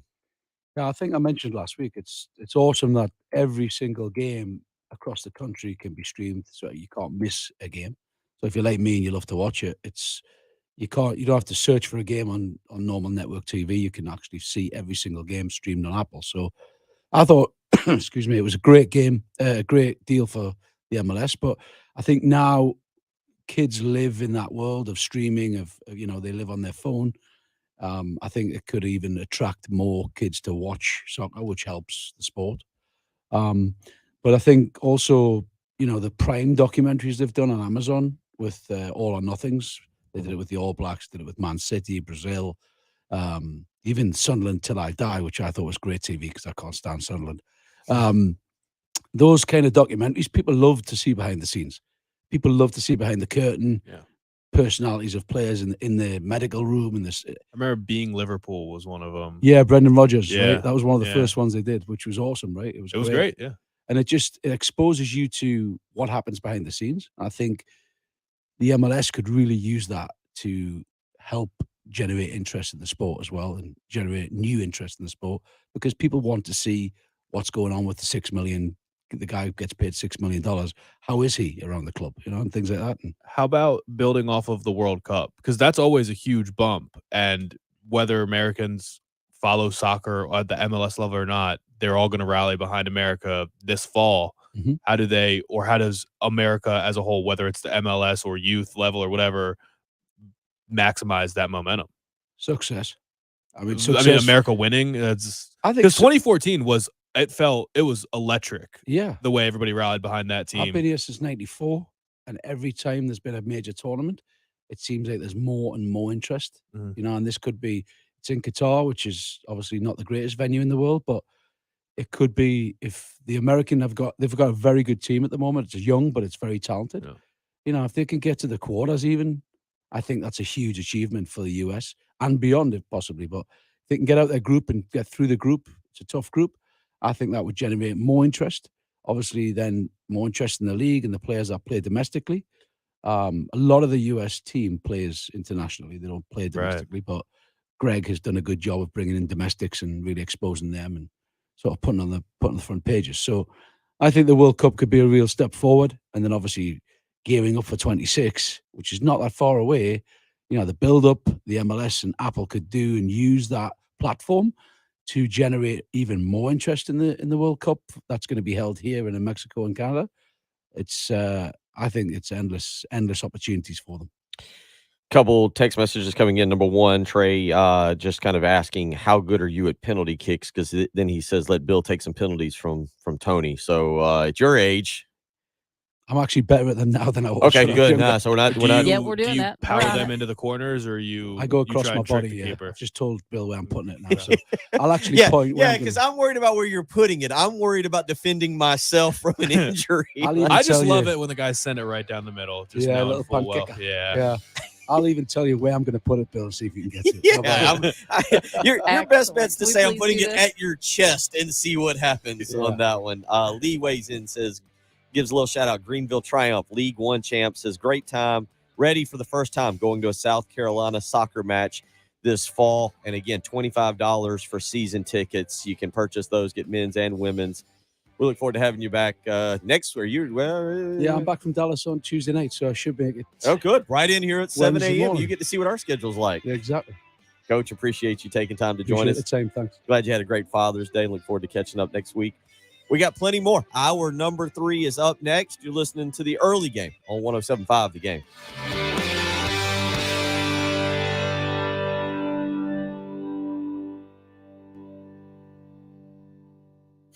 Gamecocks, Braves, the NFL with live local radio. 107.5 The Game, WNKT FM, Eastover, Columbia, a Cumulus media station. Hey, Scott here for Traditions Fine Jewelers. One of the things I love about the jewelry business is that each item we sell will have a story, a moment, or some type of history with it in the future. For us, it's not just about selling jewelry. Because jewelry is lasting, Traditions Fine Jewelers also takes great pride in helping you keep your jewelry looking its best. This is why we have an on-site jeweler who's been in the business over 25 years. At Traditions Fine Jewelers, we've saved many heartbreaks and costly repairs with our jewelry cleaning service. It's quick and easy, and best of all, it's free. Unfortunately, accidents do happen. In those cases, our staff will take care in inspecting, analyzing, and professionally helping you get your jewelry repaired and looking as new as possible. At Traditions Fine Jewelers, we'll retip, resize, or solder your jewelry and have it back to you fast, too. We offer one of the quickest turnarounds in Columbia. So bring your jewelry in and let us help you keep it looking its very best whenever you want to wear it. Traditions Fine Jewelers, 5134 Sunset Boulevard, or a new location at Sandhills by the Fountain.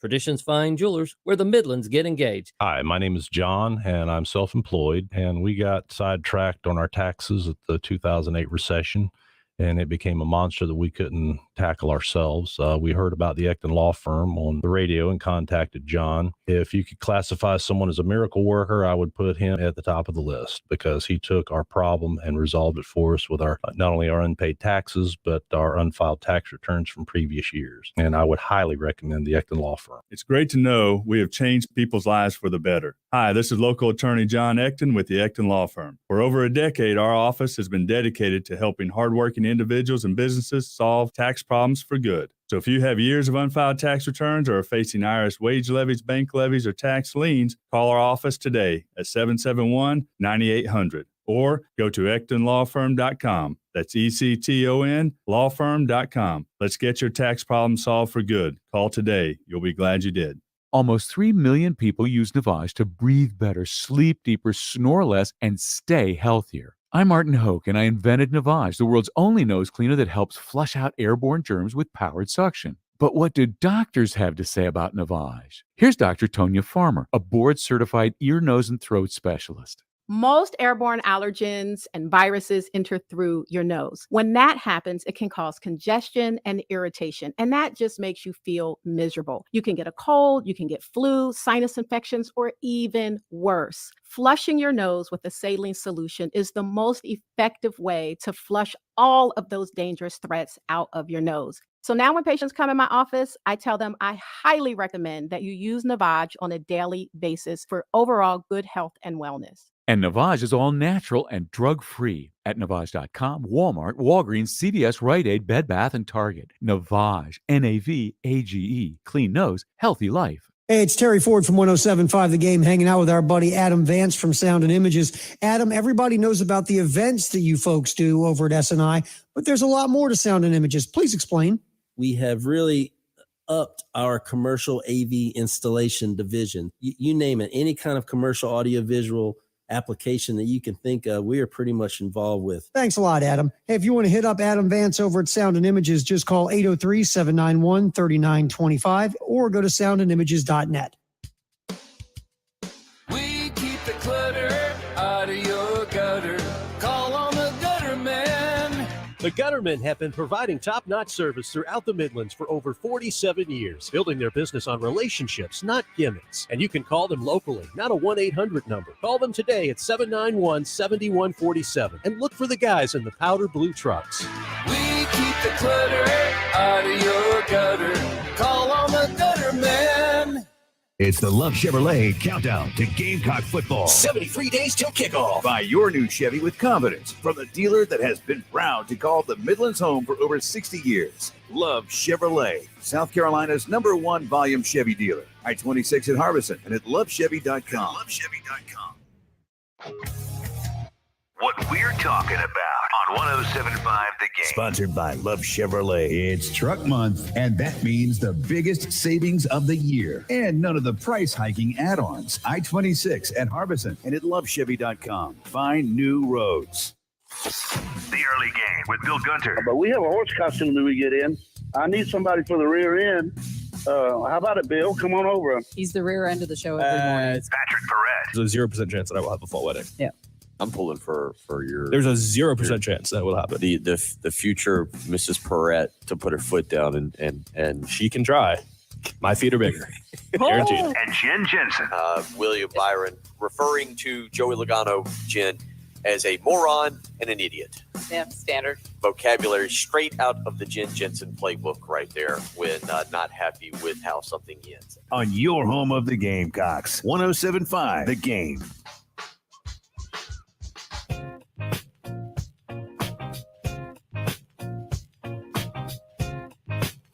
(8:02) on a Wednesday morning. Coming up in about 15 minutes, we'll be joined by Jesse Simonton of On3 Sports, and we'll talk with him about his rankings yesterday. We don't disagree with him. I hope he doesn't think we're having him on, Patrick, to like grill him and question it. Yeah. I didn't really think about that. He's got Shane Beamer at number 10 on his list of SEC coaches, ranking them, which – you know, there was others on there. We'll get to it coming up in the next segment with Jesse. But, yeah, he will join us, and we'll talk a little college football. Big thank you to head coach Tony Annan of South Carolina men's soccer for joining us. He does each and every Wednesday in studio to kind of hang out and cut up. A lot of good soccer talk, but also talking a little bit about the lake, talking a little bit about college football. Steve Tannehill, our number 19 player on our countdown of top 30 Gamecocks of the SEC era. And Patrick, yeah, obviously you almost weren't born for the Steve Tannehill era. When were you born again? 95. Yep. Okay. So Patrick missed the Tannehill era. And by missed, I mean, wasn't even alive for 3 of the years. And the 4th was the year that he was a baby. So, but what day was the Clemson game that his senior year? I might have been born the day of the game. It's a good question. I don't know. We'd have to go back and look at the 90 game logs. I'll see if I was alive for any of Steve Tannehill's regular season games. Oh, I didn't even think about it. South Carolina versus Clemson in 1995. My birthday's always within a couple days of Thanksgiving. Well, back then, the game was played a lot earlier. Or I shouldn't say a lot earlier, but it was played much earlier in 95. And I'll have to go back and see if we can locate that exact date, but the 1995 game. But Patrick, still, Steve Tannehill is a name that stands out that a lot of people remember. And is there anything that you have as a memory of him? The hair. That's all I know about him. Really? I look at the pictures. I don't even know if you ask me how he played. Like, I don't know if he had a strong arm. I know he wasn't mobile. I don't know if he had a rocket arm or if he was just like super accurate or just good at reading defenses or played in a fast-paced. I don't know anything about the way he actually played the game. There's not that many. I mean, there's some full games that you could go back and watch, and I've seen some of it, but overall, there's not much to be found out there. Yeah, no, he was a guy that was very accurate, played in an offense that fit him very well. Was brought to South Carolina by Sparky Woods out of Pennsylvania. Came in. The story is he came and watched the spring game, looked at the quarterback South Carolina had, said, I can start here next year. And sure enough, that's basically what happened. He came in, South Carolina started 0-5, and he kind of took over, and the rest was history. The career was interesting because Tannehill started out blazing hot. November 18th is what Hot Sauce Ross sends in. So, so I was never alive. So you were never alive for any of the. Well, I was alive for the car. Oh no, that was January. Yeah, no, but to go back, people will remember in 92, South Carolina wins 5 of their final 6. They lose to Florida, a very good Florida team in the Swamp, 14-9 down there, and then they start the following season by going on the road to Athens, Georgia, and that's the clip that you've heard, I don't know, a million times here. The Brandon Bennett over the top, I believe. I believe that was the 93 game where South Carolina went in, and I want to say, why do I feel like that's the 95 game? Now I've got to go back and look and confirm my history. But that particular game, South Carolina went to Georgia and won that one. Tannehill was riding high. South Carolina was riding high, and then they went to Arkansas the next week, one of those trips to Fayetteville, and they lost 18-17. I'm thinking that I have the right years involved. Yeah, 93 was when Bennett dove over the pile. So Tannehill comes flying out of the gate. Really, you think about it, his first 7 games, he beats a ranked Mississippi State team. He beats Tennessee. He beats Clemson. They don't go to a bowl game. And then he beats Georgia in 4 of his first 7 games on campus. And I think everybody at that time thought, oh boy, South Carolina football with Brad Scott as head coach. South Carolina's ready to take off. And I think Sparky Woods was still there in 93. But they were ready to take off and really make something of themselves in the SEC, and obviously it would take a lot longer than that. But that was a monstrous start to Steve Tannehill's career. And after that, things kind of went downhill. They couldn't ever really find their footing. South Carolina would go on to win a bowl game in 94 in Brad Scott's first season. With him, they'd go win the CarQuest Bowl, but it just never seemed to really peak the way fans wanted it to peak. No, I'm looking through the results from those years, and there are some big games. I mean, beating Arkansas and LSU on the way to that CarQuest Bowl win at Clemson, went crushing Clemson 33-7. That must have been nice. But yeah, I mean, he's basically like a mythical creature to me. I mean, I just hear stories about him. I've seen pictures of the hair. I've seen the picture of him looking at the hat that's got his hair on it. That's one of the most iconic South Carolina pictures. But yeah, just one of those guys I was not around to see. Yeah, it's and I know there's a lot. I don't know if I almost feel like the way people talk about him is there's no way he was as good as the way people talk about him. Because like he didn't play in the NFL, so I'm like, how could he be? That's how I felt at first. Yeah, the problem there is that you just didn't get. Again, I'll go back the 93 season. South Carolina beats Georgia, number 14 Georgia on the road, 23-21, and then lose the following week. South Carolina actually was ranked after that. They became ranked 19th in the country, and then lost on the road at Arkansas 18-17. They would beat Louisiana Tech in 93, 34-3, and then lose a night game at home to Kentucky 21-17. They would lose to number 2 Alabama 17-6. Technically now that game is an Alabama forfeit, so South Carolina does get credit for a victory now. Sparky Woods, I guess, getting credit for that. But East Carolina, they beat 27-3, but then they lose on the road at Mississippi State 23-0. Beat Vanderbilt. Now we go into what used to be known as the Orange Crush, and at that time, South Carolina would lose to number 8 Tennessee, number 8 Florida, and number 24 Clemson to wrap up the season and finish with the losing season. And at that point, Sparky Woods would be dismissed. In comes Brad Scott from the Bobby Bowden coaching tree, certainly with a high up-tempo offense, and it really kind of fit Steve Tannehill and some of the wide receivers. And South Carolina lost to Georgia in a close one in Brad Scott's first game, 24-21, but then would beat Arkansas, beat Louisiana Tech, beat Kentucky, beat LSU, and then lose some crazy shootouts. I don't know if you're looking at the schedule in 94, and this kind of defined the Brad Scott, even the Steve Tannehill era. You'd lose these games 56-42 to East Carolina, 41-36 to Mississippi State. It was games like that would just drive people crazy. But in 94, and South Carolina does go on to a bowl game, 95, Tannehill's final year in Columbia. South Carolina would get blown out by Georgia to start the season, blown out by Arkansas to start the season. They did hang 68 on Louisiana Tech, but get beat by Kentucky 35-30, put 77 on Kent State. And then there's that memorable game against Mississippi State, which South Carolina put up 65, but once again, couldn't fight through the Orange Crush, Tennessee, Florida, and Clemson. That was the end of Tannehill's career. One bowl, one win, one bowl win. And something you'll never see today, a tie. It's true. Yeah, the LSU game. Crazy. I had to Google when did college football stop ties, and they established tie-breaking rules. The last tie in the history of college football was November of that year, between Wisconsin and Illinois. So that was one of the last ties that was ever seen in college football. Do you remember how you felt after tying LSU? I actually do. I remember that game, and I want everyone to send their reactions for how they felt after tying LSU. Confirm this with me. I believe LSU's running back that day was Kevin Falk, who had a pretty big day. Yeah, LSU's running back, I believe, was Kevin Falk, big time recruit. LSU came to Columbia, South Carolina, LSU was ranked. South Carolina battled them pretty hard and couldn't find a way to get the win, and they end up tying 20-20. But I believe Kevin Falk was the big-time running back for LSU when they rolled into Columbia there in 95. Sure was. Yeah, Sure was. Look at my memory. Like a Tommy Moody, just much younger. Not as I have good the looking. scoring breakdowns from that game. How South Carolina, you do remember random things like this. How did South Carolina score their 20 points that day? I'm not sure. That I don't remember. Monty Means, 5-yard pass from Tannehill. Okay. Tannehill. Reed Morton, field goal. Stanley Pritchett, rush. And then another field goal. Okay, there you go.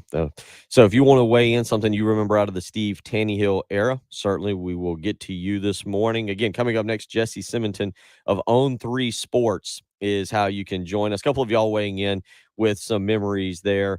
Look this one up, Patrick. It's a good question from anonymous texter. Quarterbacks that got drafted in Tannehill's senior year. Who was in the quarterbacks in the 1996 draft? That's a great question. Well, let's get to that. I don't necessarily remember it. 803-404-6100, how you can join us this morning. Again, anonymous text for weighing in. So what made the bowl win in 95 significant was that it was our first ever bowl victory, which adds to his legend. That's very true. Scott saying, again, the same thing. CarQuest Bowl was the first bowl win in school history. And Jeff weighing in said LSU came from behind to tie late and went for one, kicked the extra point instead of going for the victory. 803-404-6100. Yesterday, we mentioned it a little bit. We'll get back into it this morning. Jesse Simonton of Own 3 Sports joins us. He's got his ranking of SEC football coaches out there, and we'll get to that. You're listening to the early game on 107.5 The Game. Here's what's coming up on the next halftime show. Hey guys, Jay and Terry coming up on the Wednesday halftime show. All of what's going on in Omaha as the College World Series field is cut in half with a couple of schools in the driver's seat, Braves, Giants, and more. All right, should we make the quarterback thing a live stream segment or save it? I think you can make it a live stream thing. Okay, this is what you get, live streamers. The top quarterback taken in the 1996 NFL draft from Michigan State. Jeff George? No, he was in Illinois. Who was it? Drafted by the St. Louis Rams. Tony Banks. Remember him from the Ravens and Redskins. I don't know if he ever played for the Redskins or not.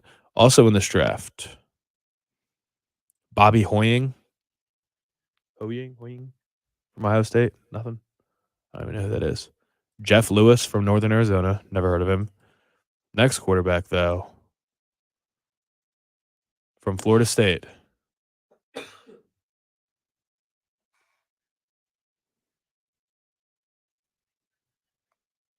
96? Yep. Charlie Ward? Mm. No, Charlie Ward actually didn't get drafted. He went to the NBA draft. Not like Thad Busby or. No, he's very, very relevant still in the college football world. Not very, but he's on TV. Danny Cannell. Round 4, pick 130. And then you got the only other quarterbacks taken were Spence Fisher from Duke. Never heard of him. Mike Cawley from James Madison. Never heard of him. John Stark from Trinity International. And Kyle Wachholtz from Southern Cal. Number 1 pick that year. He's probably on TV right now. Maybe not. Maybe his show ended. It's Keyshawn. Really? Yep.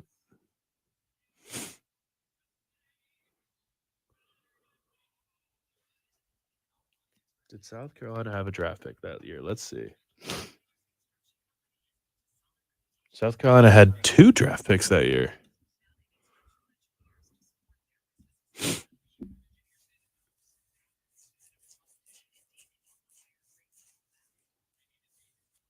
All right, turn your mic on and tell me who got drafted from South Carolina in 1996. Monty Means? Nope. Stanley Pritchett? Stanley Pritchett. Round 5, pick 137, drafted by the Arizona Cardinals. That wasn't Stanley Pritchett. That's the other guy. Brandon Bennett?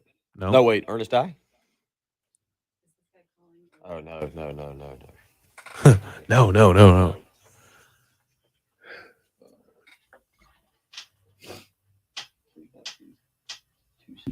All right, while Bill does this, everybody can guess.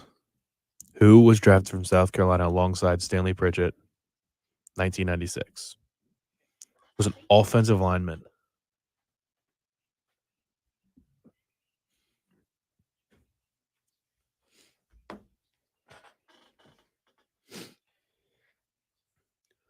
Offensive tackle. I mean, I've never heard of this person. Wait, I'm sorry. Offensive tackle. Ernest I. In 96. 96. Who is it? James Dexter.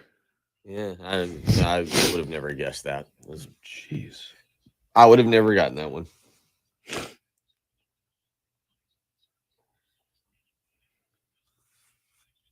No, Deuce was 96, actually, Hope. And This is 96. No, Deuce I think was in the 96 season, so he was in the 97 draft.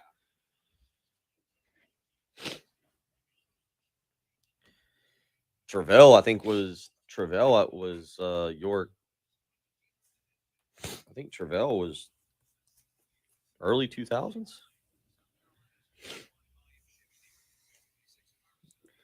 Travell was a few years after.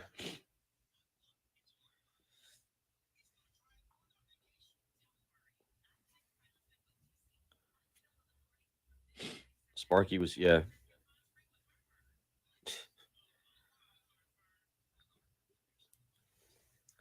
Yeah. It was, felt like I'd kissed a pig on the lips, but the feeling was better than losing. I don't know. Was the feeling better than losing, Chuck? If you tied, because I don't know. It was such a weird feeling back then. What can you still tie in besides soccer? Can't you tie in hockey? Like, don't they have a shootout? Like during the regular season, they don't. They go to. Yeah, I mean, you get a point for overtime losses.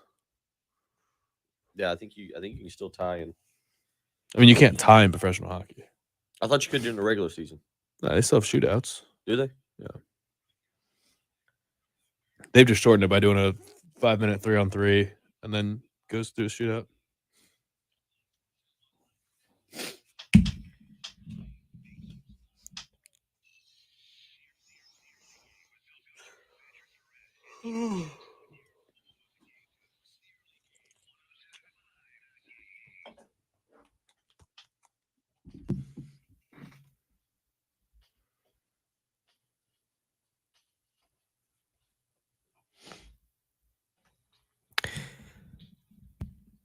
$8.19 on a June 22nd, today that is expected to reach triple digits here in the Midlands. So try and stay cool. Keep the pets cool. Keep the family cool. Whatever you got to do as we count down the long days of summer until college football. And Patrick's, I'm reading a tweet. It says, in case you missed it, I made a lot of SEC fan bases heated simply based on where I ranked their head coaches within the conference yesterday. It is summertime. People tend to get a little fired up during the summer. They get a little hot and bothered. And joining us now is the man who made people in SEC country hot and bothered. Not us, though, Jesse. Patrick brought this up earlier that he was concerned you think you're coming on, so we would yell at you for putting Shane Beamer at 10. That's actually not why we're having you at all. We just wanted to talk college football. So Jesse Simonton of Own 3 Sports joining us. How you doing this morning, Jesse? I'm doing well. Wasn't concerned about that at all. I think where Shane is slotted, I think is quite fair, and he's a guy that I could absolutely see, ultimately in a few years rise, up this list. Obviously, the Gamecocks exceeded expectations in year one, and time will tell what happens this fall. Real quick, who did you get the most heat from? Who was most active on your Twitter account yesterday or Monday when this list came out? Yeah, when the original list dropped, I think a lot of folks and this is, again, I think people just kind of lack context and appreciation. A lot of folks were upset, and this was multiple fan bases of where Mark Stoops was ranked ahead of their head coach. Which is, again, it's kind of taken almost like a myopic view of the SEC. This is not Kentucky of your granddaddy's Kentucky. He has made that program, into a contender. Are they a championship team? No. But this is a guy who inherited a team that was probably one of the worst Power 5 programs in all of college football in 2013. And now he's delivered a couple 10-win seasons, won 8 games with, a wide receiver at quarterback. And the Cats are talking Atlanta this fall. I don't believe that to be possible, but I do think that they could have another strong season, which again would to me makes him one of the more, better coaches in the league. They won 10 games last year despite having a negative turnover margin. They won 10 games despite really, having some offensive limitations. So I see a lot of upside in Mark Stoops as a head coach. Well, yeah, you don't need to explain that to us because we actually mentioned it yesterday and we both agreed, and we were talking about how well he's done and saying that the best thing for South Carolina would be for him to one day try and take a better coaching job. So we 100% agree with you there. Go to Iowa. Yeah, we would love it. We would love it. But reading through this list, I mean, it's not like, Shane Beamer is 10, which is on the bottom half, but when I'm reading your little blurbs for everybody, and it's almost like everyone is still it's a solid write-up, but somebody has to be ranked below somebody else. And you start off with Clark Lee saying, unfortunately, someone has to be ranked last. And that's just kind of how it is. When in reading the responses to this, I feel like, from my view, the only fan base that is upset with their head coach right now is Auburn and Brian Harsin. Did you get the vibe that pretty much everyone is pretty content with their coaching situation right now? Yeah, and there was some Harsin should be ranked last. But again, I think the full context matters, and Harsin did have some successful seasons at Boise State. I would say there's some trepidation with some Missouri fans with Eli, and I like Eli a lot, and I think it's kind of it's been a weird 2 years or a couple of years for him because he has absolutely over-delivered on the recruiting trail. No one really thought he did not come in with a reputation of being able to land guys like Luther Burden. He has recruited St. Louis, I think, even better than most folks anticipated. And yet he came to Columbia with the expectation that the offense was going to be kind of the driving force behind the program. And that's just never happened. So I think this is going to be a big year for the Missouri Tigers. And I think the other program that's kind of, we like them, but where is he? I think maybe there's a little bit of split. And it was, again, I noted on Monday when the list was released, he was probably the hardest one for me to rank in all the SEC is Mike Leach. And we can take that conversation however you want. We talked about that yesterday. I don't know what to make of Mike Leach in the list. He's a good coach. I don't think there's any question. And when you put out this list, I took it as more of a overall body of work that coaches had done.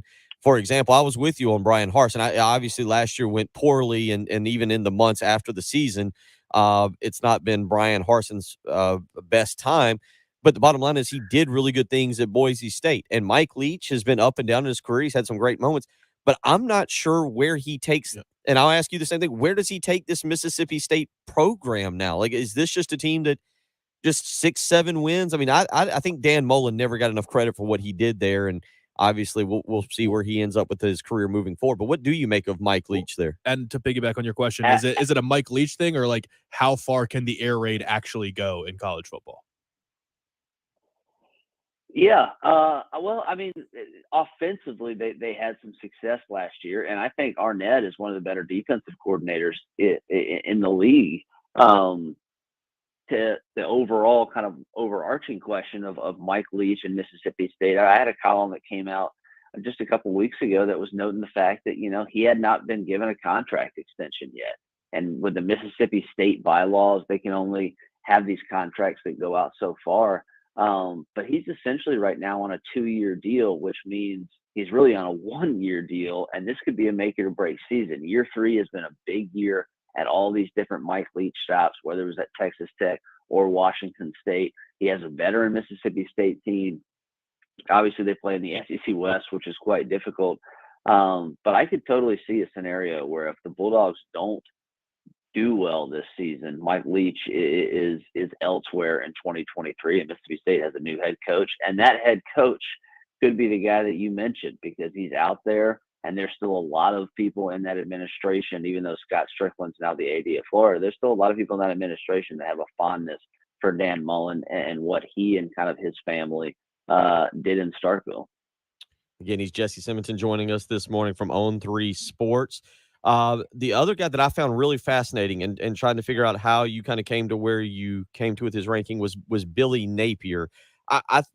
In two parts to that question is how you got there, but also how long of a leash he has in Gainesville, because you look at that schedule, Utah to start. Patrick pointed out earlier, we were talking about some betting odds for the opening weekend. Utah's a favorite. Kentucky in week 2 against that guy, Mark Stoops, we just talked about.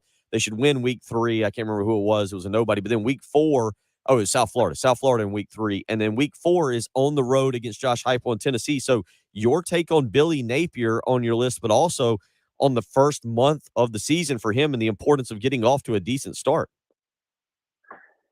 I think Florida has one of the hardest opening, and this is something that I think has been under-discussed this offseason. That 1-2 slate, Utah, Kentucky, is just brutal, and I'm not sure any team in the country opens with a tougher 1-2.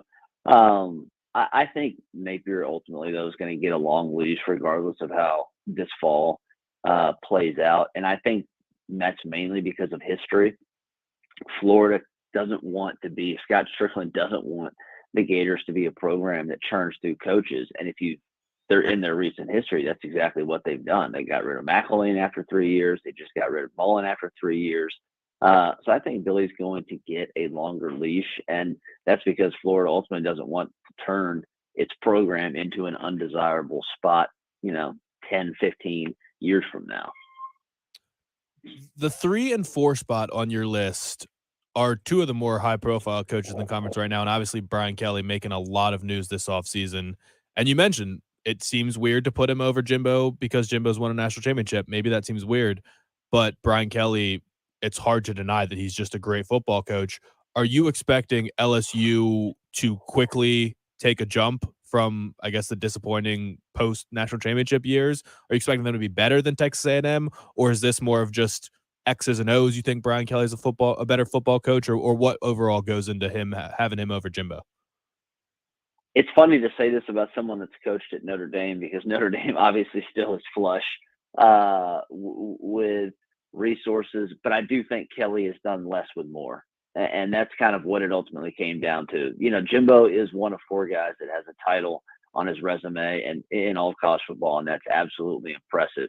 But in the last 5 years, in terms of what have you done for me lately, Brian Kelly has just delivered more results. And the impetus for this list, I don't know if you guys saw a week prior, and it got a lot of engagement and discussion as well, is, these exercises of ranking the coaching jobs in the SEC. I did that first, and I did it based on things are a lot different than they were 3, 4, especially 5, 10 years ago in the new NIL era, transfer portal, collectives, where the college football playoff ultimately lands.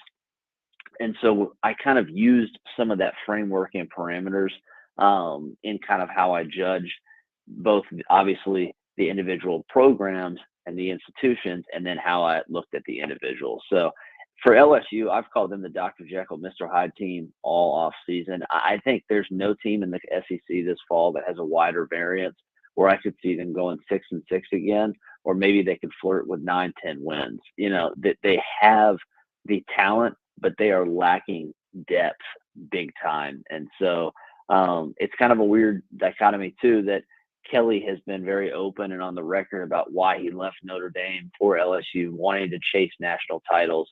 But that's not realistic in year one. So how do you kind of manage those expectations for the fall? Before we let you out, and again, it's Jesse Simonton joining us from On 3 Sports. Does a fantastic job over there. You can go and follow him on Twitter, where you can check out all the great work that he does. Absolutely fantastic. You just mentioned a couple different ones, but you can follow him on Twitter. How do I say this? Is it just at Jesse? Is it Simonton? Am I saying that correctly? Yeah, Yeah, Jesse Ray, R.E. Simonson. Simonson. Okay, Yes, I I apologize. appreciate it. I'm All good. saying All that good, incorrectly. man. Hopefully that won't hurt us from having you back in the near. If you know us well, you know that pronunciation of people's names is very, very poor on my list of things we do. But before we let you out, real quick, you just talked about expectations for LSU. What do you see as fair expectations for South Carolina in 2022? Well, I wrote a column when I first started on 3 a couple months ago and I think what Shane has done has been a little bit under sold, just in terms of, obviously folks know that he brought in Spencer Rattler and some of the other transfers, but just, winning 7 games last season with 4 different quarterbacks, grabbing a guy, a GA essentially, and throwing him into the ring. It's funny because it was almost like a good bad deal, because I think a lot of Gamecocks fans, at least the ones that I've interacted with, talked with, have been on some other programs, they think, suddenly I think, we can be number 2, maybe number 3 in the SEC East. I think this is going to be a tricky fall, because I think the offense is going to be better. But it's really going to come down to, how does that veteran offensive line coalesce? And I think you got the skill talent in Columbia now with some of the pieces they brought in around Spencer. Marshawn Lloyd, is a guy that could be due for a breakout season if he's healthy. But this is an offensive line that you guys watched it that was just really subpar a season ago, especially for an offense that wasn't trying to throw the ball a lot. They still allowed a ton of sacks, a ton of pressure. So I think that's going to be important. So I don't know how you guys feel, but I think that's kind of going to be the key to their season, determining whether they can maybe continue to climb up that ladder in the SEC hierarchy, or is it going to be a bit of a stumble? Because obviously they had some close games that they managed to win last year against Troy and some of these other teams. And that was big, but can they do the same thing if the offensive line just doesn't come together? Jesse, we appreciate you taking time to join us this morning. Certainly, as we get closer, want to get you back and break down the SEC a little bit more. A lot of great information there. So look forward to having you back. And again, appreciate you joining us this morning. I appreciate you guys having me on. Thanks, guys. Take care. Jesse Simonson joining us this morning from Own 3 Sports. Again, a lot of great information there, and you can follow him on Twitter at Jesse Ray Simonton is the way to do that. We'll come back. We'll cover a little bit of what he had to say and get into a little bit more college football discussion. You're listening to The Early Game on 107.5 The Game.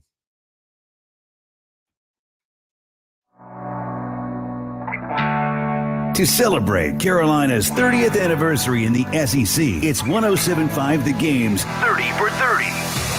The 30 best Gamecocks football players over the last 30 years. Number 19, quarterback Steve Tannehill. Tannehill wants it all on first down. Touchdown!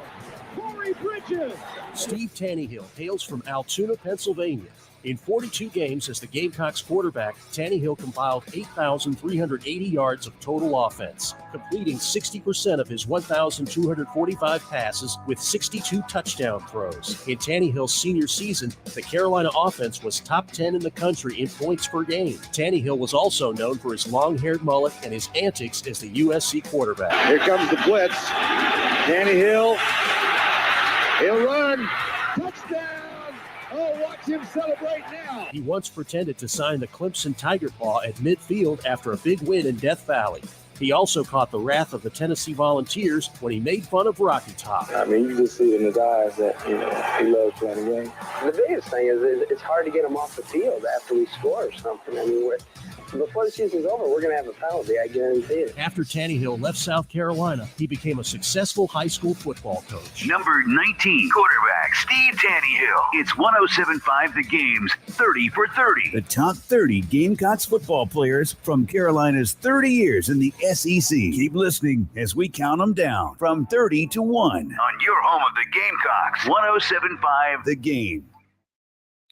Summer is officially here. It started yesterday, if you're unaware of how that works, June 21st. And so that means getting out and jumping in the pool. Now is the official season to hop in that pool. But if you've got a dirty pool, well, it's probably not going to be the fun thing to do. You're probably just going to stare at it and feel pretty bad. Don't stare at your pool. Don't feel bad that it's dirty. Call Corley Pool Solutions. Get Tracy Corley with 20 years of experience out there today to maintain and keep that pool clean. Corley Pool Solutions, they believe in what they do. And the best thing, I always tell people, the best thing about Corley Pool Solutions, the owner of the business will be there at your house each and every week. He's not just sending a team to clean your pool. He is coming to your house to make sure it's done correctly and to make sure you are satisfied with the service. Corley Pool Solutions offers weekly cleaning, no contracts, and flat rate pricing, including all the chemicals. So call them today to line up that weekly cleaning. 803-445-8109. 803-445-8109. Let me tell you, every pool has its own personality. It's a little bit different. And that's why having the owner there, the person who's been in business for 20 years, to diagnose small, easy little things that most wouldn't recognize, but a guy with experience does, is important. That's why having Tracy Corley as the person who maintains your pool is the direction you want to go. 803-445-8109. Again, a weekly cleanings, no contracts because they believe in their service, and flat rate pricing, including all the chemicals. That's what Corley Pool Solutions stands for. That's what they're going to provide you, and you're going to be pleased that you use Tracy Corley and Corley Pool Solutions. 803-445-8109. That's Corley Pool Solutions.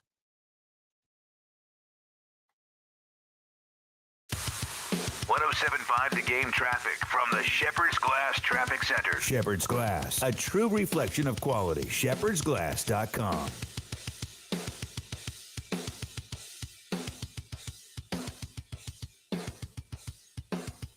Still encountering a slowdown there. I-26 westbound at the Peak exit due to a disabled vehicle. Again, that's I-26 westbound at the Peak exit. Big slowdown there.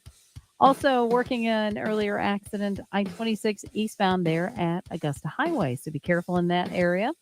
And we'll try to keep as much patience as possible, even though it is going to be warm today. Looking for a high 102. And tomorrow, 99, hot and humid. Right now, though, it's 73 at 107.5 The Game.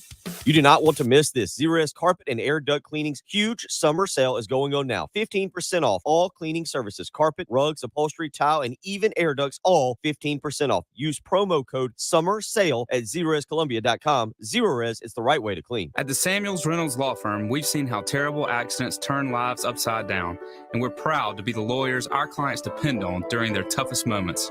I'm Jason Reynolds. Call me when your family is faced with any serious injury or death. And I'm Stephen Samuels. When you're hurt at work, I go to work getting you the medical treatment and workers' compensation you depend on. We have the experience and passion you need when you need it most. Samuels Reynolds. True injuries, true lawyers. 779-4000. Get a great deal on versatile Kubota equipment today, like Kubota BX and L Series compact tractors, part of our under 100 horsepower tractor lineup rated #1 for reliability, Z Series mowers, and Sidekick utility vehicles. Stop by your local Kubota dealer today. Bring home the Kubota L2501 tractor for 0 down, 0% APR for up to 60 months, plus save up to $1,100 now through June 30th. See us or go to KubotaUSA.com for more details. Stop by Pioneer Farm Equipment in Orangeburg, 1 mile off I-26, exit 154B, or at pioneerfarmsc.com. This week on The Upsiders, Clarice attempts to revive Johnny's lost memory with the power of gas saving. Who's there? All right, there we go. Sorry, I'm not real sure what y'all are bickering out about right there. Let's see here. I need to update this little thing real quick. So what do we have, Patrick? We had 20 was 20 yesterday. Jasper Brinkley. 19 was Steve Tannehill. There you go. There's your list if somebody needs it. Top 30.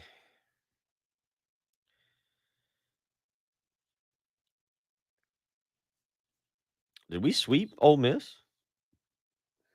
Boy, shows how much I go to remember from baseball.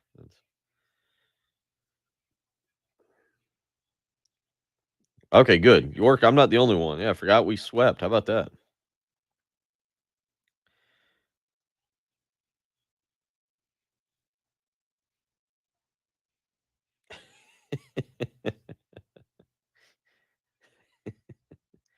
I see. Good back and forth. Good back and forth. Good job. Way to figure out how for South Carolina to win a national championship. Very wise of you there, Mark. Very wise.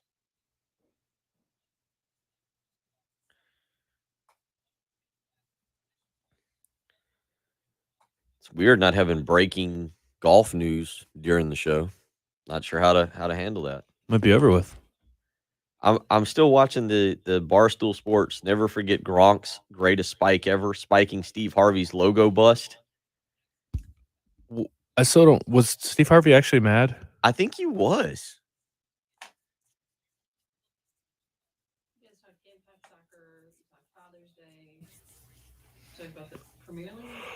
You can say MLS new television deal. That's it. MLS new television deal. Yep.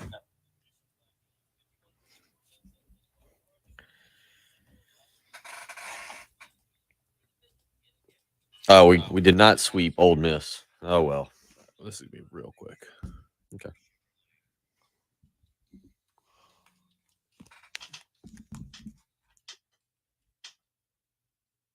(803-404-6100) if you want to weigh in this morning on anything you've heard or are thinking about. Patrick Simonton, Jesse Simonton.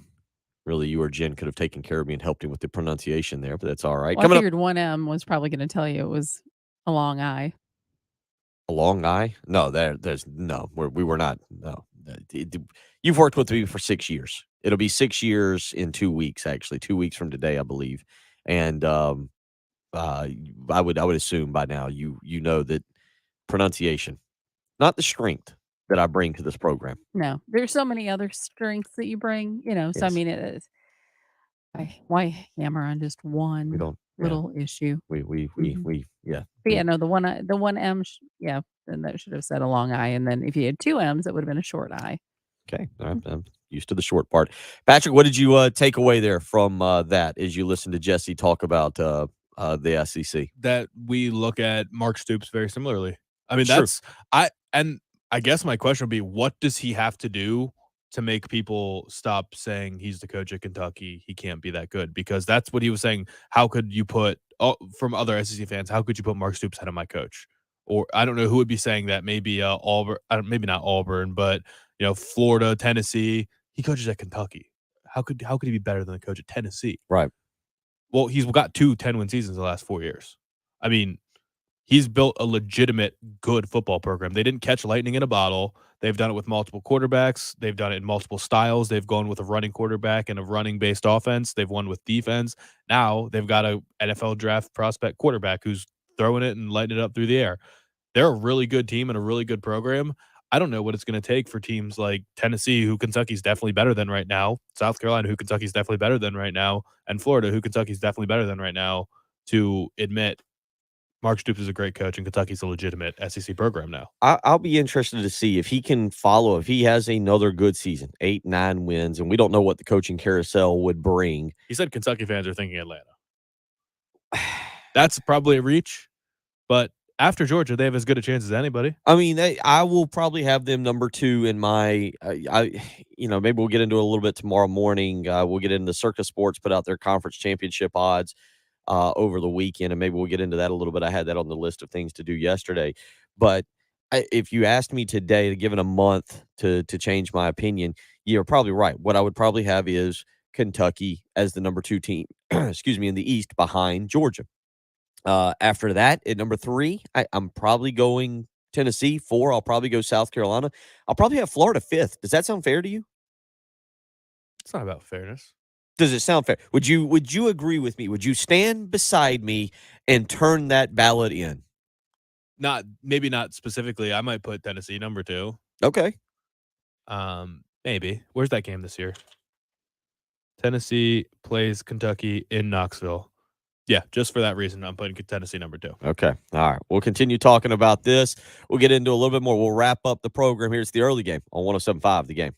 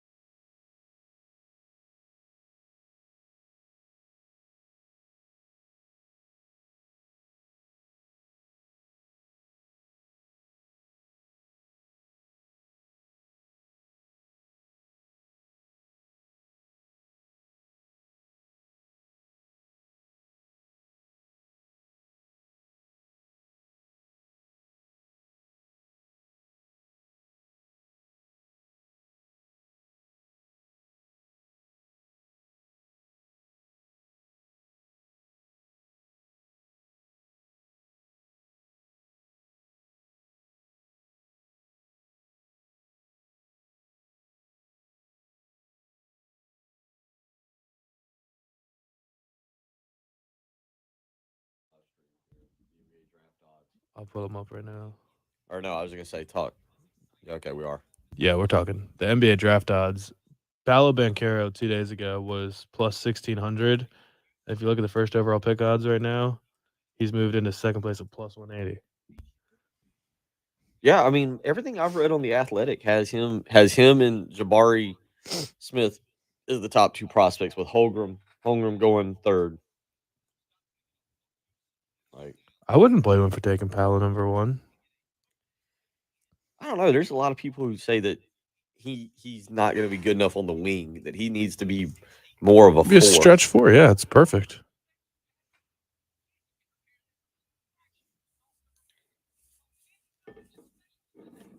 Jabari Smith, best shooter in the draft. Is he?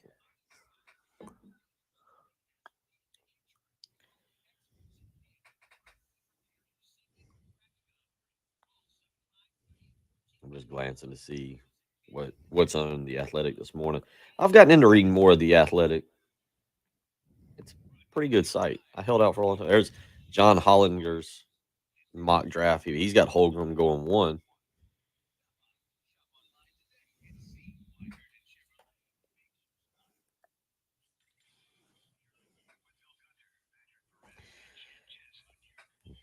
He's got Giovanni's got him as the best ball handler.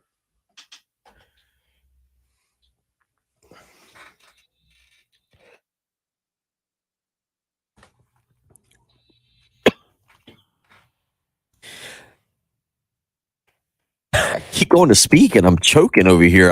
Every time I go to talk, I start coughing. 803-404-6100, how you can be a part of the program. Matt weighs in, goes, that was an absolutely epic rant on how Kentucky was a better program than Tennessee, Florida, and South Carolina. And then you turn around and pick Tennessee to beat Kentucky just because of home field advantage. Correct. He's right. You just, everything you said, what did you say? You said, what is it going to take for Mark Stoops, for people to think Mark Stoops is a better coach than Josh Heupel or Tennessee and all that stuff? Well, I think Mark Stoops. And then you go, home field advantage. I think Mark Stoops is a better coach than Josh Heupel. And you still give the home field advantage to Tennessee? Well, I think Nick Saban's a better coach than Kirby Smart, but I picked Georgia to win the national championship last year. Okay, good point. You got him there. Although there was no home field advantage there. No, it was a neutral site game. No, I thought Georgia had the best team in the country last year. Well, there you go. So you like Tennessee's team better than Kentucky's team this year? Hendon Hooker's gonna have a monster year, and I hated him. I didn't hate Hendon Hooker. I didn't think he was any good coming from Virginia Tech. When I watched him play at Virginia Tech, he stunk. And when I watched him play at Tennessee, I did not recognize that player at all. You're an X's and O's guy. Do you buy into that defenses will catch up to Josh Heupel's offense in this league? To an extent, they will. But I mean, Tennessee that year is going to make them more. Yeah, that last year is also going to allow them to increase their talent level, which is just going to help increase the gap, because Brew McCoy was the number one receiver in the country, right? Years ago. Yeah, years ago. Now he's a grown man. I mean, I was trying to remember what the process was. He was committed to Southern Cal, then decommitted, then went to Texas, then transferred in before he even gotten there, and then went back to Southern Cal, right? Let me see if I can find his actual timeline, because you are right. His timeline. And then Cedric Tillman is one of the more underrated receivers in the conference too. He is strong. He's grown. He's going to be really good this year. Brew McCoy is the guy we're talking about. He was a 5-star wide receiver. He is 22 years of age. I'm not sure, Patrick. I guess he did play at Southern Cal. Southern Cal. Bruno McCoy at Southern Cal. He enrolled in Southern Cal in 2018. I was looking to see. I thought he enrolled on January 8th.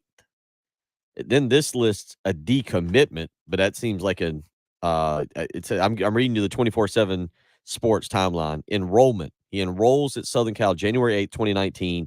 He left Southern Cal January 24th of 2019. He enrolled at Texas January 27th of 2019 and re-enrolled at Southern Cal June 11th of 2019. So he went to Southern Cal, enrolled. But these aren't commitments. These are enrollments. This was the short period that Cliff Kingsbury was at Southern Cal, I think. As offense coordinator, you might be right on that. Yeah, and then he's left, and he said, all right, well, I'm leaving. And they said, oh, well, Texas, turns out they stink. So I'm going back to Southern Cal. There you go. So, yeah, interesting He's played to 1, see. 2, 3, 4, 5. He's played in 6 college football games. And he's 22. And he's 22. He's 22. He's been in college since 2019. Who's the quarterback? Who's the quarterback? Tate Martell. He's the Tate Martell of wide fair. receivers. Yeah. Seems fair. 803-404-6100. Real quick, we hadn't talked about it today. I don't know what to make of the story, and I don't think you did either, of Rob Gronkowski retiring, mainly because then Drew Rosenhaus basically comes out and admits, like, yeah, he's retiring, but there's a good chance Tom Brady's going to call him in the middle of the year and say, hey, Rob, we kind of need you. And then Gronkowski come back and play. And I mean, I don't even know what the odds are on him staying retired. I heard Heath Klein yesterday late in the afternoon. Heath was adamant that Gronk is done, that he's not coming back. But I don't know, man. I kind of don't. He's not going to turn in the next Brett Favre, is he? No, but Gronk's body is very beat up. Yeah. Like, he's taken some hits. And quite frankly, he's one of those players, probably, I don't know, 15, 20 players in the NFL that you would take on your roster at any time. Doesn't need training camp, doesn't need 5 or 6 games.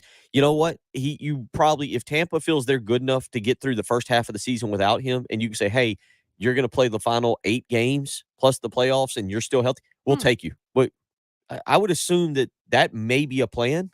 Yeah, because, well, especially with Tom Brady. I mean, he doesn't need, if he was going to sign with the Bills midseason, that might be something. Right.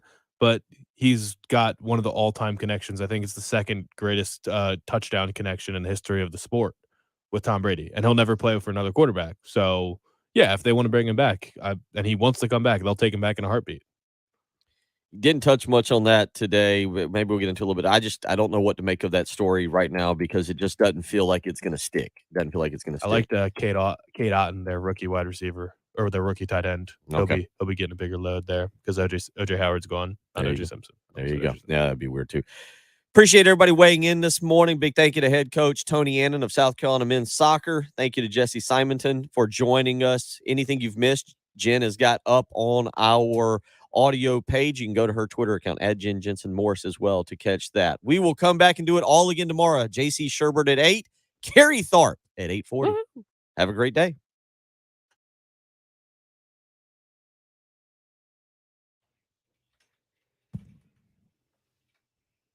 Mark, we'll forgive you, I guess, but it made me look bad. I thought for sure we swept Ole Miss and then had more questions about our baseball team. But y'all have a great day. Everybody stay cool. Go hop in the lake.